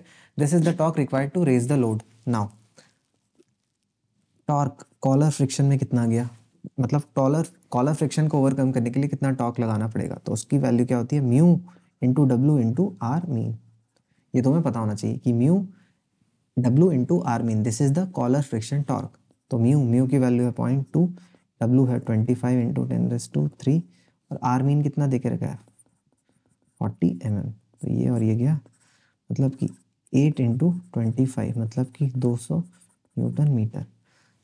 तो टी नेट मतलब कि नेट टॉर्क कितना लगेगा, 200 प्लस 121.84 मतलब कि 321.84 किलो न्यूटन। अब ये जो टोटल टॉर्क है ये किसको देना पड़ेगा, लीवर के एंड पे जो फोर्स F लग रहा है उसको इतना टॉर्क प्रोड्यूस करना पड़ेगा रोटेशन इफेक्ट से, ठीक है। So this torque will be given by 300, कितना है ये 21.84 किलो न्यूटन नहीं है, this is in Newton, not in kilo Newton, my mistake. This should be given by what? F force into कितना, length of the lever. F की value मुझे देके रखी है कितनी, देखो ध्यान से कि 0.2 किलो न्यूटन फोर्स लगा के तुम्हें लीवर का लेंथ बताना है कि तुम्हें पता है कि लोड कितना लगाना है, 0.2 किलो न्यूटन लग रहा है, तो तुम्हें कितना लंबा लीवर लेना पड़ेगा। तो लो भैया 0.2 into 10⁻³ into L, so 200 L equals to 321.84। तो एल की वैल्यू बता सकते हो, बता सकते हैं, कैलकुलेट कर लेंगे। 1.61 meters. So the length of the lever will be L equals to 1.61 meters.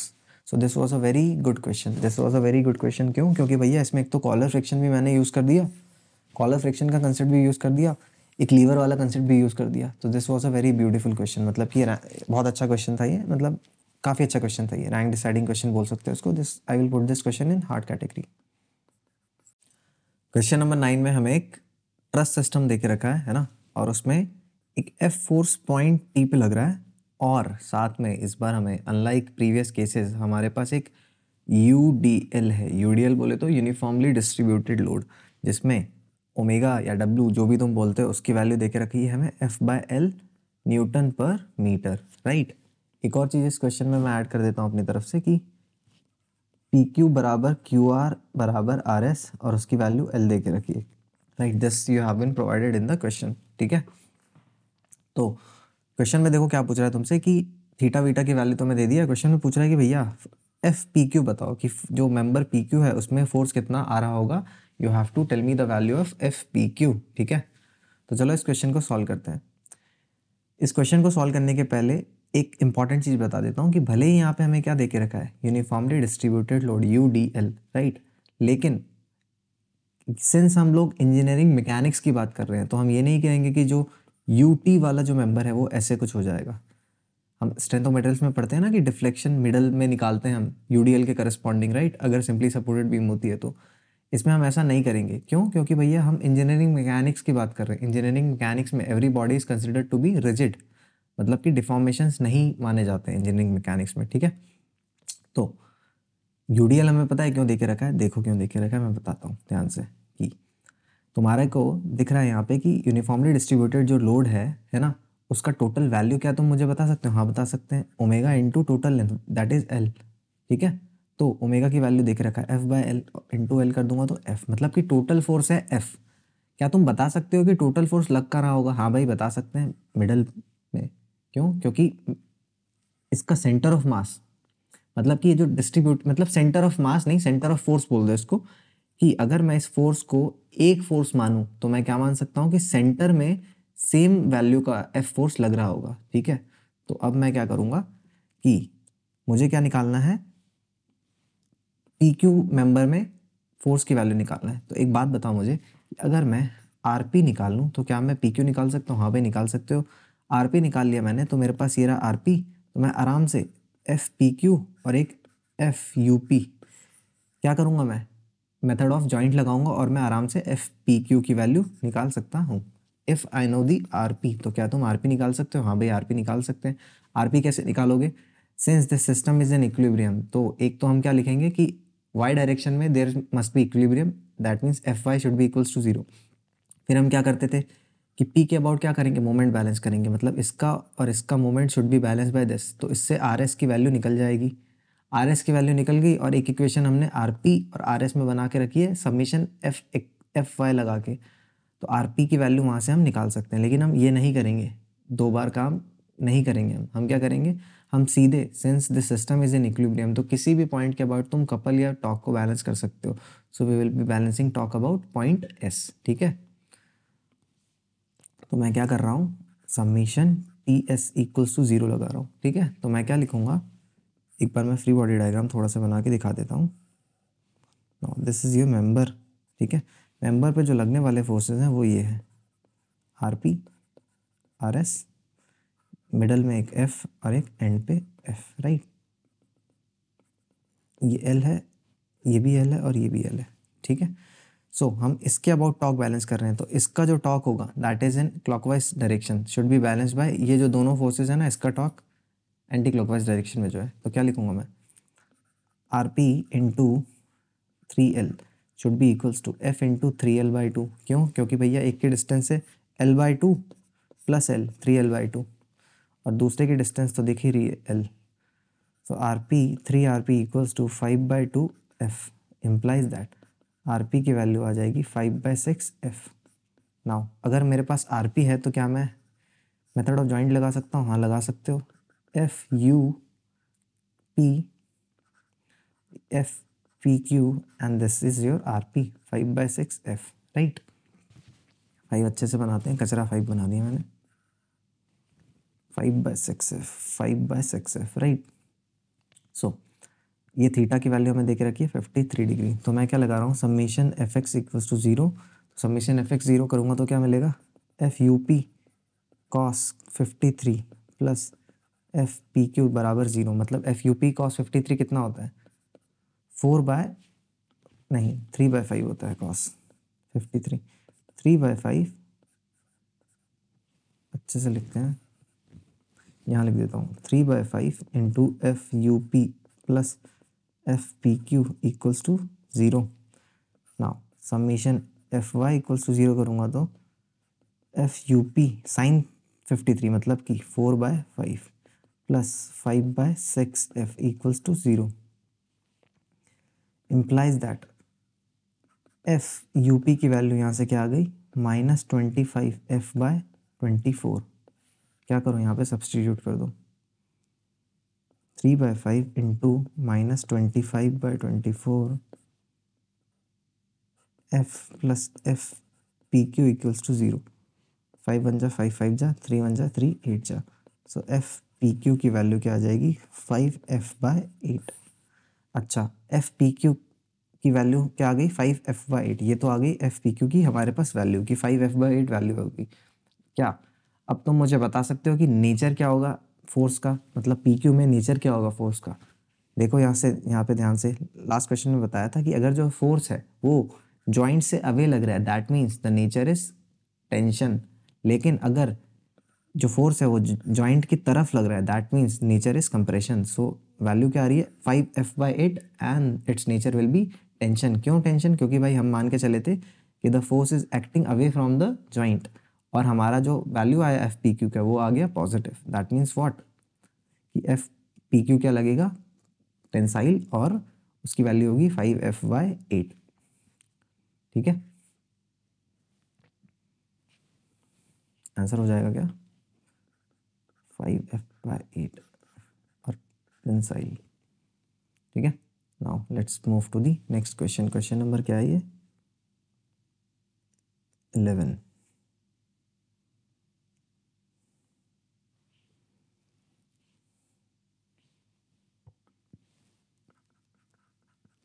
Disconnected. Connected. Question number 11 नहीं है, क्वेश्चन नंबर 10 है।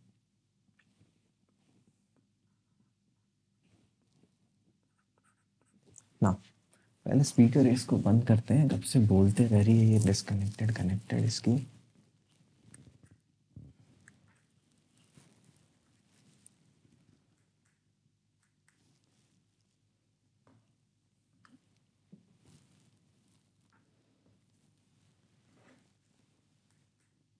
Power off. Now let's talk about question number 10। Question number 10 के बारे में बात करते हैं। सो क्वेश्चन नंबर 10 में तुम्हें क्या दे के रखा है, you have been provided a system, कि तुम्हें एक ट्रस्ट का सिस्टम दे के रखा है फिर से, राइट। ए पॉइंट पे हिंज्ड है और जो ई पॉइंट है, ई पॉइंट पे क्या है, रोलर बना हुआ है। ठीक है, तो ABCD 4 ऑप्शन दिए, मतलब कि ये MSQ है। ठीक है, देख इसमें 4 ऑप्शंस तुम्हें दे के रखे हैं और उसमें तुम्हें पता लगाना है कि कौन सा ऑप्शन करेक्ट है। This is an MSQ। तो A और B में क्या बोल रखा है कि FGF की वैल्यू हमें चाहिए, मतलब कि GF मेंबर में, इस वाले मेंबर में हमें क्या चाहिए, फोर्स की वैल्यू चाहिए कि कितना आ रहा है, कंप्रेसिव है कि टेंसाइल है। तो चलो उसको सॉल्व कर लेते हैं। थीटा की वैल्यू क्या दे के रखा है, 45 डिग्री, राइट। L ये और ये भी L दे के रखा है, मतलब ये भी क्या है, 45 डिग्री। ठीक है, तो जरा ध्यान से देखना, अगर थीटा की वैल्यू 45 डिग्री है तो ये 45 है, ये भी 45 है। ठीक है, और अगर मैं ये वाला जो प्लेन है इससे एक परपेंडिकुलर बनाऊँ, मतलब कि ऊपर की डायरेक्शन में, तो ये टोटल एंगल 90 होगा। मतलब समझे कि नहीं समझे? और ध्यान से ज़रा देखो, अगर ये 45 है तो ये भी क्या होगा, 45 होगा। मतलब कि इस वाले प्लेन के लिए जो एफ ई है, F E is perpendicular to the plane, PLANE, ठीक है। मतलब कि जो एफ ई है वो इस प्लेन के परपेंडिकुलर है। मतलब कि जो फोर्स लगेगा रोलर पे वो होगा ऐसा, एक आर ई बोल देता हूँ उसको मैं, reaction at E will be perpendicular R E, ठीक है। तो चलो अब क्या करते हैं, फ्री बॉडी डायग्राम बना लेते हैं। Now what we are doing is, in order to calculate the value of force in GF, हम क्या कर रहे हैं, सबसे पहले इस मेंबर को काट देते हैं। किसके अबाउट, इसके अबाउट। तो काटने के बाद का सिनारियो कैसा लगेगा, देखो जरा ध्यान से। Again we are going to apply method of joints. Method of joints क्यों अप्लाई कर रहे हैं, अरे सबसे बेस्ट मेथड है मेथड ऑफ जॉइंट्स। देखो कैसे बताया था, क्यों, क्योंकि टाइम कम लगता है, लेकिन इसमें स्किल पता होना चाहिए कि कैसे काटना है और किसके अबाउट टॉक बैलेंस करना है, ताकि आंसर कैसे आए झट से, ठीक है। तो हम क्या कर रहे हैं, इसको काट रहे हैं ऐसे। तो काटने के बाद क्या बनेगा, देखो कि तुम्हारे पास ऐसा कुछ बनेगा क्या, देखना जरा।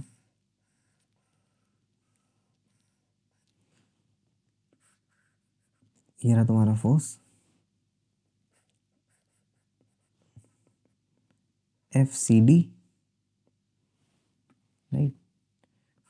This is your F, this is your RE, this is FGF, this is FCF, right? These are the forces acting on this member। अगर मैं यहाँ से क्या करता हूँ, काट देता हूँ, ठीक है। दिख रहा है तुम्हें कि नहीं दिख रहा है? These are the forces on the member। Now मुझे क्या वैल्यू निकालनी है, मुझे निकालनी है GF की वैल्यू, मुझे निकालनी है GF की वैल्यू। तो GF की वैल्यू तुम कैसे निकाल सकते हो, क्या तुम बता सकते हो मुझे? हाँ भाई बता सकते हैं।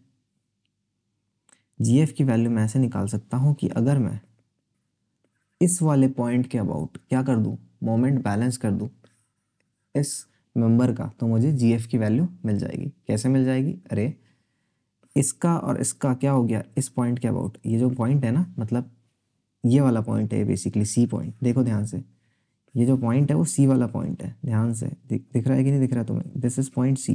सो I am applying torque about point C। तो टॉर्क अबाउट पॉइंट C लगाऊंगा तो क्या मिलेगा, ज़ीरो कर रहा हूँ मैं, तो मैं देख सकता हूँ क्या कि दिस इज, मैं बना ही देता हूँ, C पॉइंट है ये, ठीक है। ध्यान से देखना, RE का और GF का जो फोर्स का टॉक है वो एक डायरेक्शन में, तो दोनों प्लस होंगे। And this will be balanced by what, this will be balanced bye F का इस डायरेक्शन में टॉक। तो मैं क्या लिखूंगा, F इंटू एल। एल कैसे लिख दिया, अरे F इंटू ये वाला डिस्टेंस L, ठीक है, इक्वल्स टू, कौन कौन मिलके बैलेंस करेंगे, GF करेगा बैलेंस प्लस RE वाले करेगा फोर्स बैलेंस इसको। तो GF इंटू एल प्लस, अब ध्यान से देखो, क्या तुम RE का जो ये फोर्स है RE, इसका इसके अबाउट पॉइंट C के अबाउट टॉक बता सकते हो? हाँ बता सकते हैं। ये एंगल 45 है, तो अगर मैं RE को रिजॉल्व कर लूँ, REY और REX में, तो इसका तो हो गया ज़ीरो। क्यों, क्योंकि ये इस पॉइंट से ही पास हो रहा है। REY का मुझे पता रहेगा, तो REY क्या हो जाएगा, R/√2। कैसे, अरे थीटा 45 दे के रखा है, R/√2 इंटू कितना डिस्टेंस हो जाएगा, डिस्टेंस हो जाएगा L और ये L 2L, right. So F equals to FGF plus √2 R, equation number 1। Okay, now अगर मुझे R की वैल्यू पता चल जाए, if I somehow manage to calculate the value of R, then I can tell you the force in member GP लिख दिया मैंने, GFI का। नाउ क्या तुम R की वैल्यू बता सकते हो, RE की वैल्यू? हाँ भाई बिल्कुल बता सकते हैं। R की वैल्यू हम कैसे निकालेंगे, A के अबाउट क्या कर देंगे हम, टॉक बैलेंस कर देंगे या मोमेंट बैलेंस कर देंगे। तो A के अबाउट टॉक बैलेंस करेंगे तो क्या मिलेगा, देखो जरा ध्यान से, छोटा कर देता हूँ ताकि तुम्हें दिखे। मैं क्या कर रहे हैं, हम समीशन TA इक्वल्स टू 0 कर रहे हैं। तो क्या होगा, F का force F into 2L plus F into 3L should be equals to, ये रहा तुम्हारा R। आर का एक कंपोनेंट ये वाला एक्स के डायरेक्शन में r/√2 और एक वाई डायरेक्शन में r/√2। सो एक्स वाला जो कंपोनेंट है वो तो ए से ही पास हो रहा है, दैट मीन्स इसका जो टॉक होगा वो 0 हो जाएगा। बचेगा किसका टॉक, r/√2 इंटू कितना डिस्टेंस है 4l, 4 r/√2 इंटू 4l, ठीक है। 5f equals to 2√2r, equation number second. r की वैल्यू यहाँ से क्या कर दूँ, यहाँ पे सब्सटीट्यूट कर दूँ, f equals to F G F plus √2 into R की वैल्यू आ जाएगी 5f अपॉन 2√2, √2 कैंसिल, तो एफ जी एफ की वैल्यू आ जाएगी f माइनस 5f/2, मतलब कि -3f/2। मतलब कि जो हमने वैल्यू या जो हमने डायरेक्शन अज्यूम करी थी किसकी, जी एफ की, that is incorrect. The force in G F will be like this, समझे कि नहीं। The force in G F will be towards the joint. Towards the joint बोले तो क्या, हमने माना था टेंसाइल, लेकिन टुवर्ड्स द जॉइंट आ गया तो वैल्यू तो 3f/2 होगी, but it will be compressive. तो आंसर क्या हो जाएगा, option number A. Option number A is correct, 3f/2 and it will be compressive. अब ध्यान से देखो क्वेश्चन में क्या बोल रहा है, सी और डी ऑप्शन में, if theta is not equals to 45 then B H and D F are zero force member, ठीक है। चलो इसको चेक करने के पहले पहले थीटा बराबर 45 के लिए सॉल्व करके बताते हैं कि if theta equals to 45 then B H and D F C, B H D F C D and D E are zero force member. बोल रहा है कि थीटा की वैल्यू अगर 45 है तो बी एच डी एफ, मतलब कि B H D F C D और डी ई दोनों सब के सब क्या हो जाएंगे, जीरो फोर्स मेंबर हो जाएंगे। तो क्या करते हैं हम इसको कॉपी कर लेते हैं और फिर देखते हैं क्या होता है। एक सेकंड कॉपी करते हैं इसको,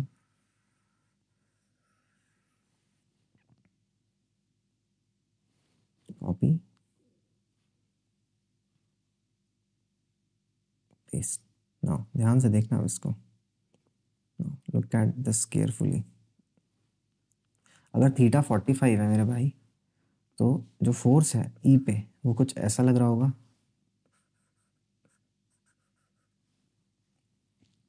आर।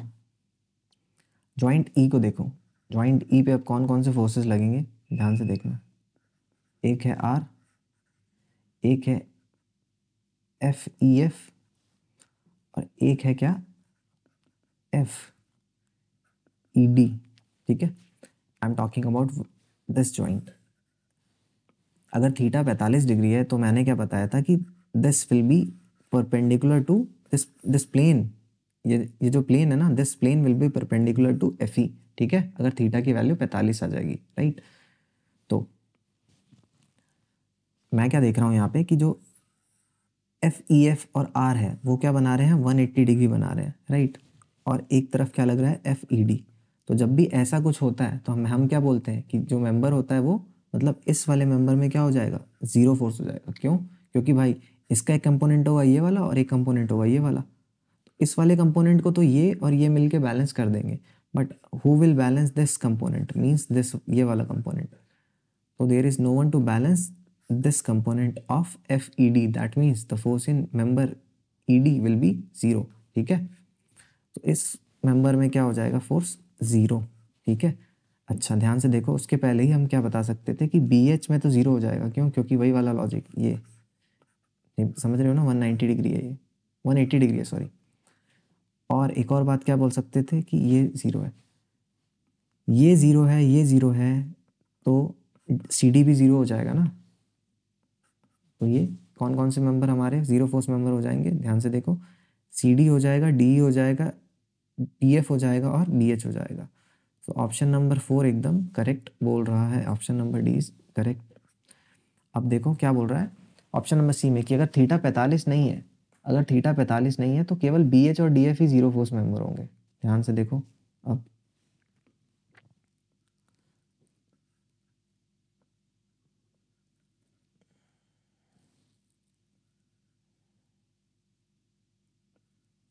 बोल रहा है कि थीटा अगर 45 नहीं है तो फिर केवल बी एच और डी ई ही जीरो होंगे। तो चलो बना लेते हैं, देख लेते हैं।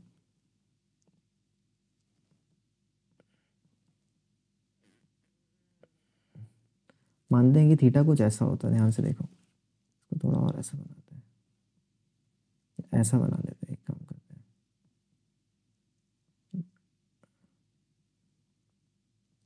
ओके बस। हाँ ध्यान से देखना मेरे भाई, इसको रोलर को थोड़ा सा हमें बनाना पड़ेगा। दिस इज योर रोलर,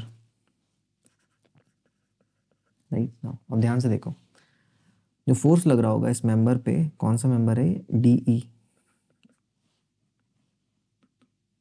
ई है ये।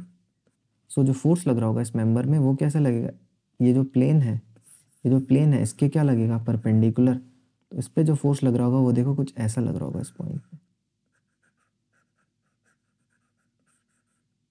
राइट। समझे कि नहीं समझे, इस जॉइंट पे जो फोर्स लग रहा होगा वो ऐसा लग रहा होगा, मतलब कि that will be not parallel to F E. समझे कि नहीं समझे। तो अगर मैं अब जॉइंट का एफ बी डी बनाऊंगा तो जॉइंट का एफ बी डी कैसा दिखेगा, जॉइंट के ऊपर कौन कौन से फोर्सेस लग रहे हैं, देखो ध्यान से, जॉइंट के ऊपर फोर्सेस लग रहे हैं,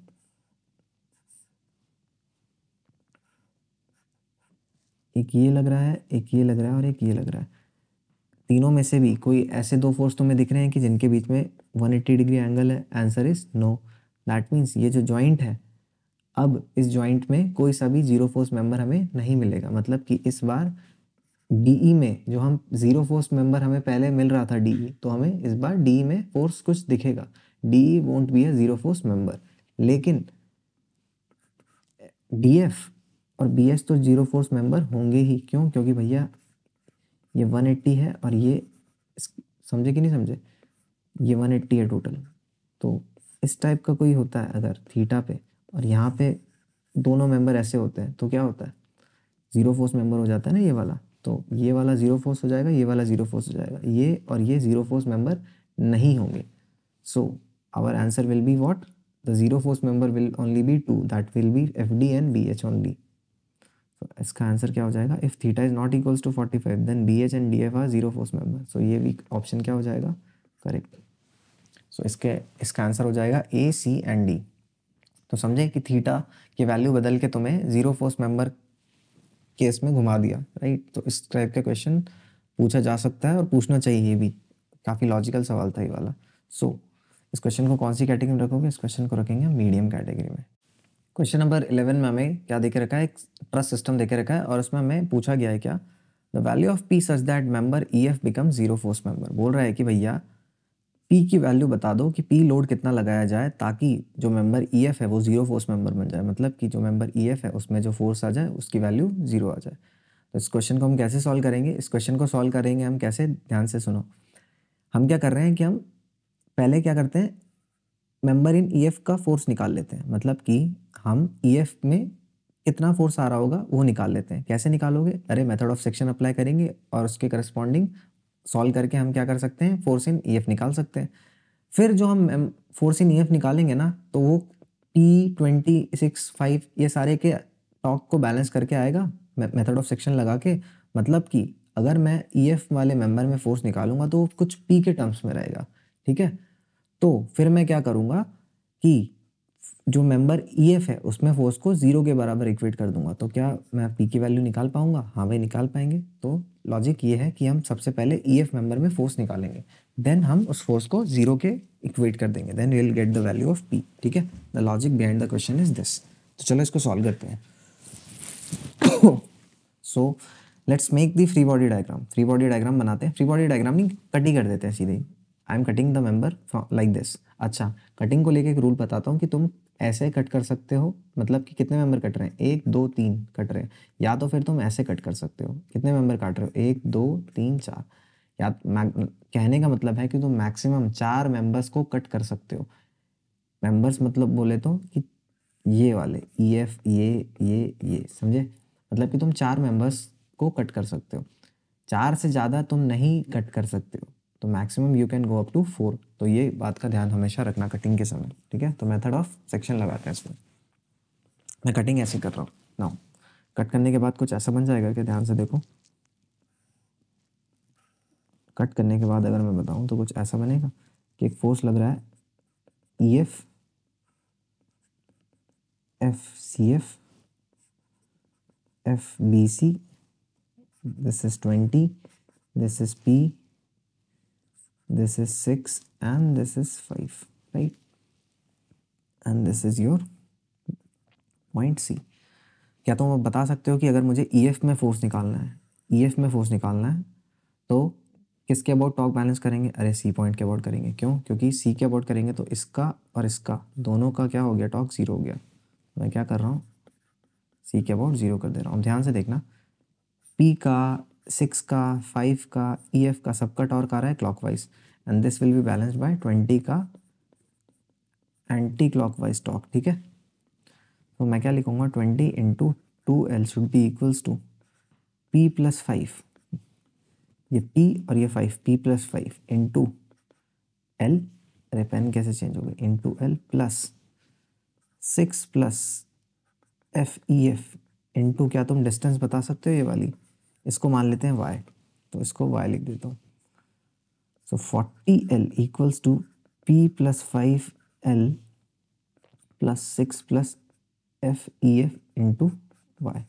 नाउ अब ध्यान से देखना, इस वाले ट्राइंगल में ये y है और ये L है, राइट? ये y है, ये L है, तो y बाय L मैं लिख सकता हूँ ना tan 53, मतलब कि 4/3, मतलब कि y equals to 4/3L।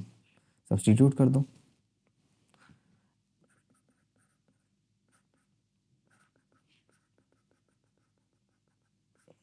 Four by three L, L L L cancel कर दो।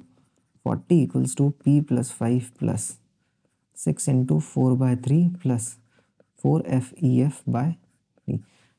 अब तुम बोलोगे कि अब P की वैल्यू कैसे निकालेंगे? अरे P की वैल्यू ऐसे निकालेंगे कि इसको जीरो कर देंगे। क्यों? क्योंकि हमें पता है कि FEF is zero force member, so ये क्या हो गया?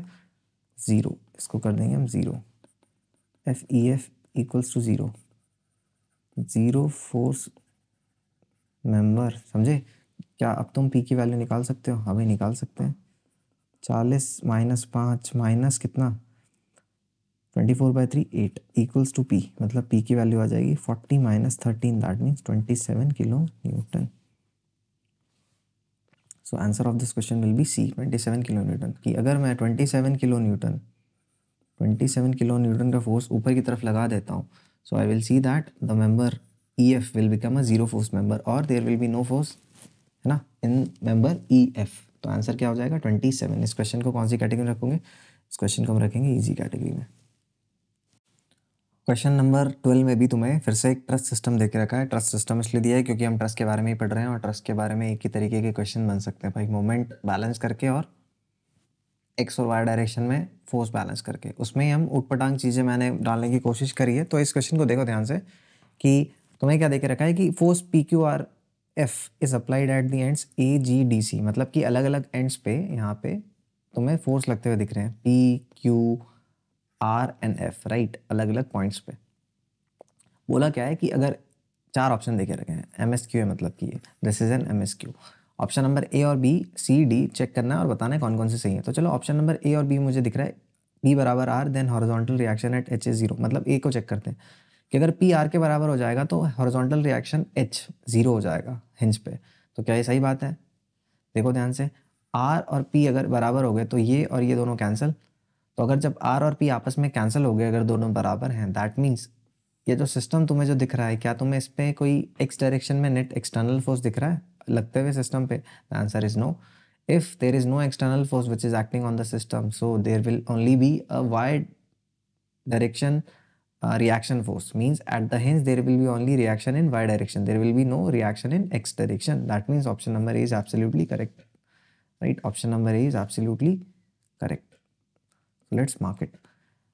B क्या बोला है कि इफ P R के बराबर है और Q 2F के बराबर है then the roller reaction is zero. बोल रहा है कि अगर P R के बराबर हो जाएगा और Q 2F के बराबर हो जाएगा तो रोलर का रिएक्शन जीरो हो जाएगा। तो चलो चेक कर लेते हैं, ठीक है।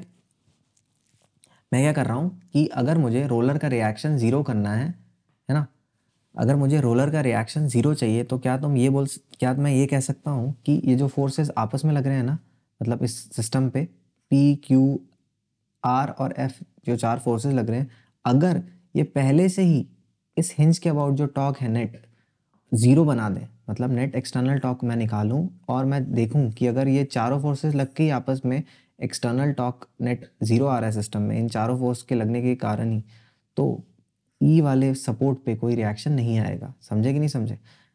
जो चारों फोर्स जो लग रहे हैं, अगर यही मेक श्योर ये कर दें कि भैया जो हिंज एच है उसके अबाउट कोई भी एक्सटर्नल टॉर्क आ ही नहीं रहा है, मतलब कि आपस में इनका टॉर्क बैलेंस है, इस तरीके से कुछ लग रही है, तो क्या ई पॉइंट पे कोई भी रिएक्शन आएगा? नहीं आएगा। तो मैं क्या कर रहा हूँ कि P बराबर R और Q बराबर 2F को मान के क्या करता हूँ, H के अबाउट क्या देख रहा हूँ मैं, टॉर्क देख रहा हूँ, उसका सबमिशन। अगर वो जीरो आ जाता है तो ई पे कोई फोर्स नहीं आएगा, और अगर जीरो नॉन जीरो आता है मतलब कि ई पे फोर्स आएगा, और ये स्टेटमेंट गलत होगी। समझे कि नहीं समझे हम क्या कर रहे हैं? तो मैं चेक करता हूँ एच के, मतलब सबमिशन टाउ एच, चेकिंग, ठीक है, चेक। तो मैं क्या करूँगा, ध्यान से देखो, पी का ऐसा और एफ का ऐसा, मतलब पी और एफ का क्लॉकवाइज टॉर्क है, तो P into L plus F into कितना 2L, है ना, माइनस इसको कौन बैलेंस कर रहा है, मतलब बैलेंस करेगा R into L plus Q into L, ठीक है। सो P plus 2F minus R minus Q into L is the net torque, ठीक है। अब P R के बराबर है, मतलब ये और ये कैंसिल, बोला है कि Q 2F के बराबर है, मतलब ये और ये भी कैंसिल। तो मैं क्या देख रहा हूँ कि इसकी वैल्यू तो जीरो आ जा रही है। मैंने क्या किया, चेक किया हिंज के अबाउट कि इन फोर्सेस ये जो लग रहे हैं सिस्टम पे पहले से ही, इसका क्या टॉर्क आता है अबाउट हिंज। अगर ये P बराबर R और Q बराबर 2F हो जाएगा, और मैंने देखा कि जो टॉर्क है वो जीरो आ रहा है हिंज के अबाउट, मतलब कि E पे कोई रिएक्शन नहीं लगेगा, right. So the answer of the B option is also correct. B को भी क्या कर दो, मार्क कर दो ना। ऑप्शन सी और डी में क्या मांगा है, सी डी में फोर्स मांगा है, मतलब कि सी डी मेंबर है उसमें फोर्स मांगा है। कौन से फोर्स में मांगा है, सी डी में नहीं मांगा है, बी सी में मांगा है, सॉरी क्वेश्चन मैंने बनाया। सी डी में तो तुम्हें डायरेक्ट ही दिख रहा है ना आर, अरे सी डी में कैसे, अरे ये आर है और ये ऐसे है, तो यहाँ पे सीधे नहीं बोल सकते हो आर है, और आर की वैल्यू क्या है 2F है, इतना इजी तो नहीं पूछ देंगे ना। तो यहाँ पे सी डी नहीं है, this is not C D, this is B C, this is B C. Now let's check, B C member में क्या तुम फोर्स बता सकते हो कितना होगा? हाँ बता सकते हैं, ऐसे काट देंगे। चलो काटते हैं और बनाते हैं। अगर मैंने इसको काटा तो कुछ ऐसा बनेगा कि, ध्यान से देखो, this is your R, right, this is your F V C, F C G, and this is F G F. यहाँ पे कौन सा फोर्स लग रहा है, एफ लग रहा है, यहाँ पे एक आर लग रहा है, और यहाँ पे एक और लग रहा होगा क्या, आर ई। आर की वैल्यू क्या दे के रखी है मुझे, आर टू आर 4F के बराबर दे के रखा है, तो आर 2F के बराबर होगा, तो यहाँ पे इसको 2F लिख देता हूँ सीधे ही। इसको केवल क्या लिखेंगे, आर, राइट, रिएक्शन। नाउ क्या तुम बता सकते हो कि अगर तुम्हें BC की वैल्यू निकालनी है तो तुम टॉर्क को किस पॉइंट के अबाउट बैलेंस करोगे? अरे भाई बिल्कुल इस पॉइंट के अबाउट टॉर्क बैलेंस करेंगे, इस वाले पॉइंट के अबाउट, पॉइंट G। तो इसका इसका इसका और इसका टॉर्क हमें मिल जाएगा। तुम बोलोगे आर तो पता ही नहीं है, तो मैं बोलूँगा कि आर नहीं पता है, आर निकाल सकते हो। कैसे निकाल सकते हो, हिंज के अबाउट टॉर्क सारे फोर्सेस का लगने वाला क्या कर दो, जीरो कर दो, तो आर पता कर लोगे, आर पता कर लोगे और इसके अबाउट टॉर्क बैलेंस कर दोगे, तो क्या आ जाएगा, एफ बी सी। तो चलो करते हैं, पहले जी के अबाउट करते हैं टॉर्क बैलेंस। तो क्या लिखूंगा मैं, ध्यान से देखो, आर का 2F का और BC का तीनों का टॉर्क क्या है, एंटी क्लॉकवाइज है, एंड इस पॉइंट के अबाउट एफ का ही क्लॉक क्या है, फोर्स टॉर्क क्या है, क्लॉकवाइज है। तो चलो लिख देते हैं, F into L should be balanced by R into 2L, ठीक है, plus F B C plus 2F into L, right. तो एल एल एल को कैंसिल कर दो, क्या हो जाएगा, F B C equals to आ जाएगा -2R minus F, equation number 1। अब मुझे क्या करनी है, आर की वैल्यू निकालनी है। आर की वैल्यू कैसे निकालूंगा, टॉर्क बैलेंस करूंगा अबाउट हिंज करके। चलो हिंज के अबाउट टॉर्क बैलेंस कर देते हैं, P L plus F into 2L। कैसे लिख दिया, अरे पी एल और एफ इंटू 2L कौन से डायरेक्शन में है, क्लॉकवाइज टॉर्क है इनका, that will be balanced by R L plus Q L plus R into 3L। ये कौन सा आर है? अरे ये वाला, ये आर, ये आर और ये आर सेम है। इसको मैं 2F लिख देता हूँ, इसको मैं मिटा के 2F लिख देता हूँ, और मैं P को क्या लिख देता हूँ? 4F, right. तो मैं क्या निकालूंगा यहाँ से? ये कैंसिल, और Q को मैं क्या लिख देता हूँ? 3F लिख देता हूँ यहाँ पे।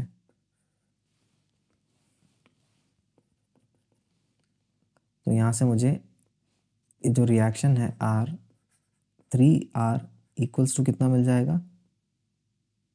F, मतलब कि R की वैल्यू आ जाएगी F/3। अगर R की वैल्यू F/3 है तो इधर डाल दो ऊपर वाली इक्वेशन में, FBC क्या आ जाएगा? -2/3F माइनस F, मतलब कि -5F/3।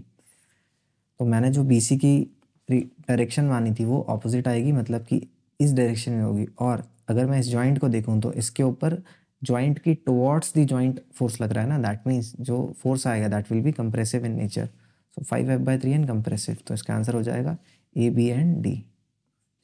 The answer of this question is A, B and D। इस क्वेश्चन को कौन सी कैटेगरी में रखेंगे? फिर से मीडियम कैटेगरी में।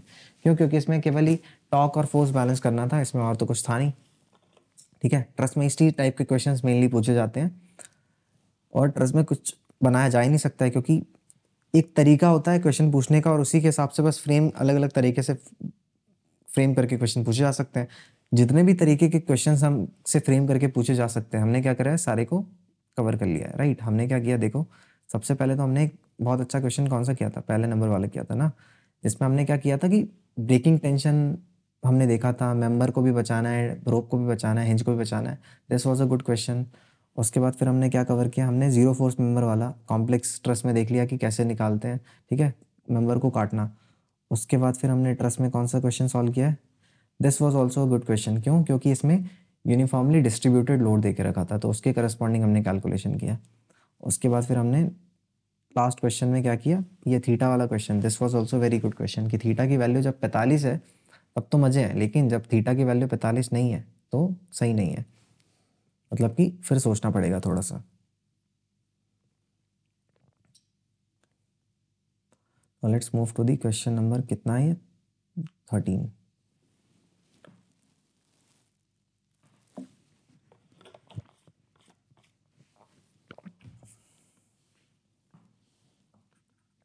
क्वेश्चन नंबर 13 में क्या बोला है?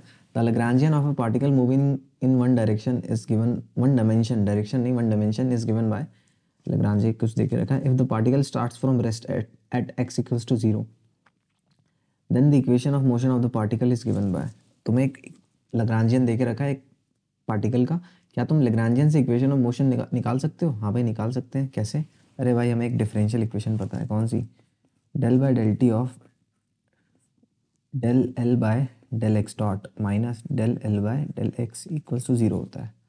तो मैं क्या करता हूँ? Del L by del X निकालता हूँ पहले इस वाली इक्वेशन से। तो क्या तुम बता सकते हो क्या है del L by del X? हाँ भाई, बता सकते हैं। उसका वैल्यू है -b। Del L by del x dot बता सकते हो? हाँ, बता सकते हैं, M x dot. Del L by del x dot का डेल बाय डेल टी बता सकते हो? हाँ, बता सकते हैं, एम एक्स डबल डॉट। तो क्या लिखेंगे हम कि एम एक्स डबल डॉट, है ना? कैसे? इसकी वैल्यू हमने निकाली है, ये minus del L by del x की वैल्यू -b इक्वल्स टू 0, मतलब कि M x double dot plus B equals to 0, मतलब कि X double dot equals to -b/m। Integrate कर लो, X dot equals to -b/m into T plus c1। अच्छा, देखिए क्या रखा है क्वेश्चन में कि if the particle starts from rest at x equals to 0, मतलब कि रेस्ट से स्टार्ट कर रहा है पार्टिकल, ठीक है। तो t इक्वल्स टू 0 पे उसकी वेलोसिटी कितनी होगी? 0 होगी, मतलब कि इसको 0 रखोगे तो ये भी 0 आना चाहिए, मतलब कि c1 की वैल्यू क्या आ जाएगी? c1 की वैल्यू आ जाएगी 0। तो मैं क्या लिख सकता हूँ? X dot equals to -b/m into T. Now फिर से क्या करो, इसको इंटीग्रेट कर लो, तो क्या बन जाएगा? x equals to -bt² / 2m plus c2। At t equals to 0 particle का लोकेशन क्या है? x equals to 0। तो क्या आ जाएगा x की वैल्यू? फिर x का इक्वेशन c2 भी क्या हो जाएगा? 0। एंड x का इक्वेशन हो जाएगा x equals to -b/2 t² / m। तो क्या -b/2 t² / m दिख रहा है तुम्हें? Minus B by two T square by M. So option number A will be correct. Lagrangian में कुछ इसी तरीके के क्वेश्चन पूछा जा सकता है। फिक्स तरीका होता है क्या कि तुम्हें केवल इसको यूज़ करना आना चाहिए, ठीक है। अगर तुम्हें ये क्वेश्चन याद है तो इसके करस्पॉन्डिंग तुमसे जो भी चीज़ें पूछेगा वो तुम निकाल सकते हो। एक क्वेश्चन जिसमें हमें लग्रांजियन बनाना था वो भी हमने देख लिया, और फिर लग्रांजियन का यूज़ करके कैसे सवाल पूछ सकता है गेट में, अभी तक पूछा नहीं गया है, but these type of questions can surely be asked in the future, ठीक है। अभी तक लग्रांजियन केवल 2021 में ऐड हुआ था ना, 2021 में एक अच्छा क्वेश्चन पूछा था, उसको इसलिए सॉल्व नहीं करवा रहे क्योंकि वो तुम PYQs में है तो वो सॉल्व करके तुम बैठे होगे, राइट। तो उसमें लग्रांजियन केवल फॉर्म करने पूछा था कि लग्रांजियन फॉर्म करके हमें बता दो। इसमें क्या है कि लग्रांजियन दे के रखा है और उसके करस्पॉन्डिंग फिर इक्वेशन वगैरह निकलवा रहा है। So this is also a good question and this can surely be answered in GATE, ठीक है, बिल्कुल ही गेट लेवल है ये। Now let's move to the next question, question number 14। Question number 14 में क्या बोल रहा है, the percentage increase in mechanical advantage if a lever of length 50 times of mean diameter is used to lift the load. D mean diameter कितना दे के रखा है, DM को मीन डायमीटर बोला है। बोला है कि तुम क्या कर रहे थे, पहले कुछ ऐसा कर रहे थे कि तुम्हारे पास स्क्रू जैक था ये, right, you had a screw jack. तो स्क्रू जैक में हम क्या करते हैं, यहाँ पी फोर्स लगाते हैं ना, मीन डायमीटर पे हम मानते हैं कि मतलब पी फोर्स लगा के टर्न करने की कोशिश कर रहे हैं, राइट।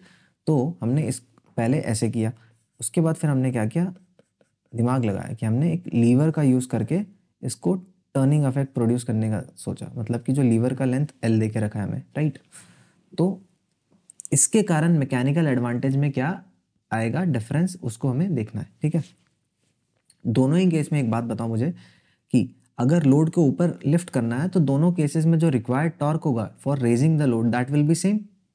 अरे अगर एक गाड़ी है W मास की और उसको ऊपर लिफ्ट करना है तो एक गिवन अमाउंट ऑफ टॉर्क लगाओगे तभी तो इसको रेस ऊपर करके कर पाओगे तुम।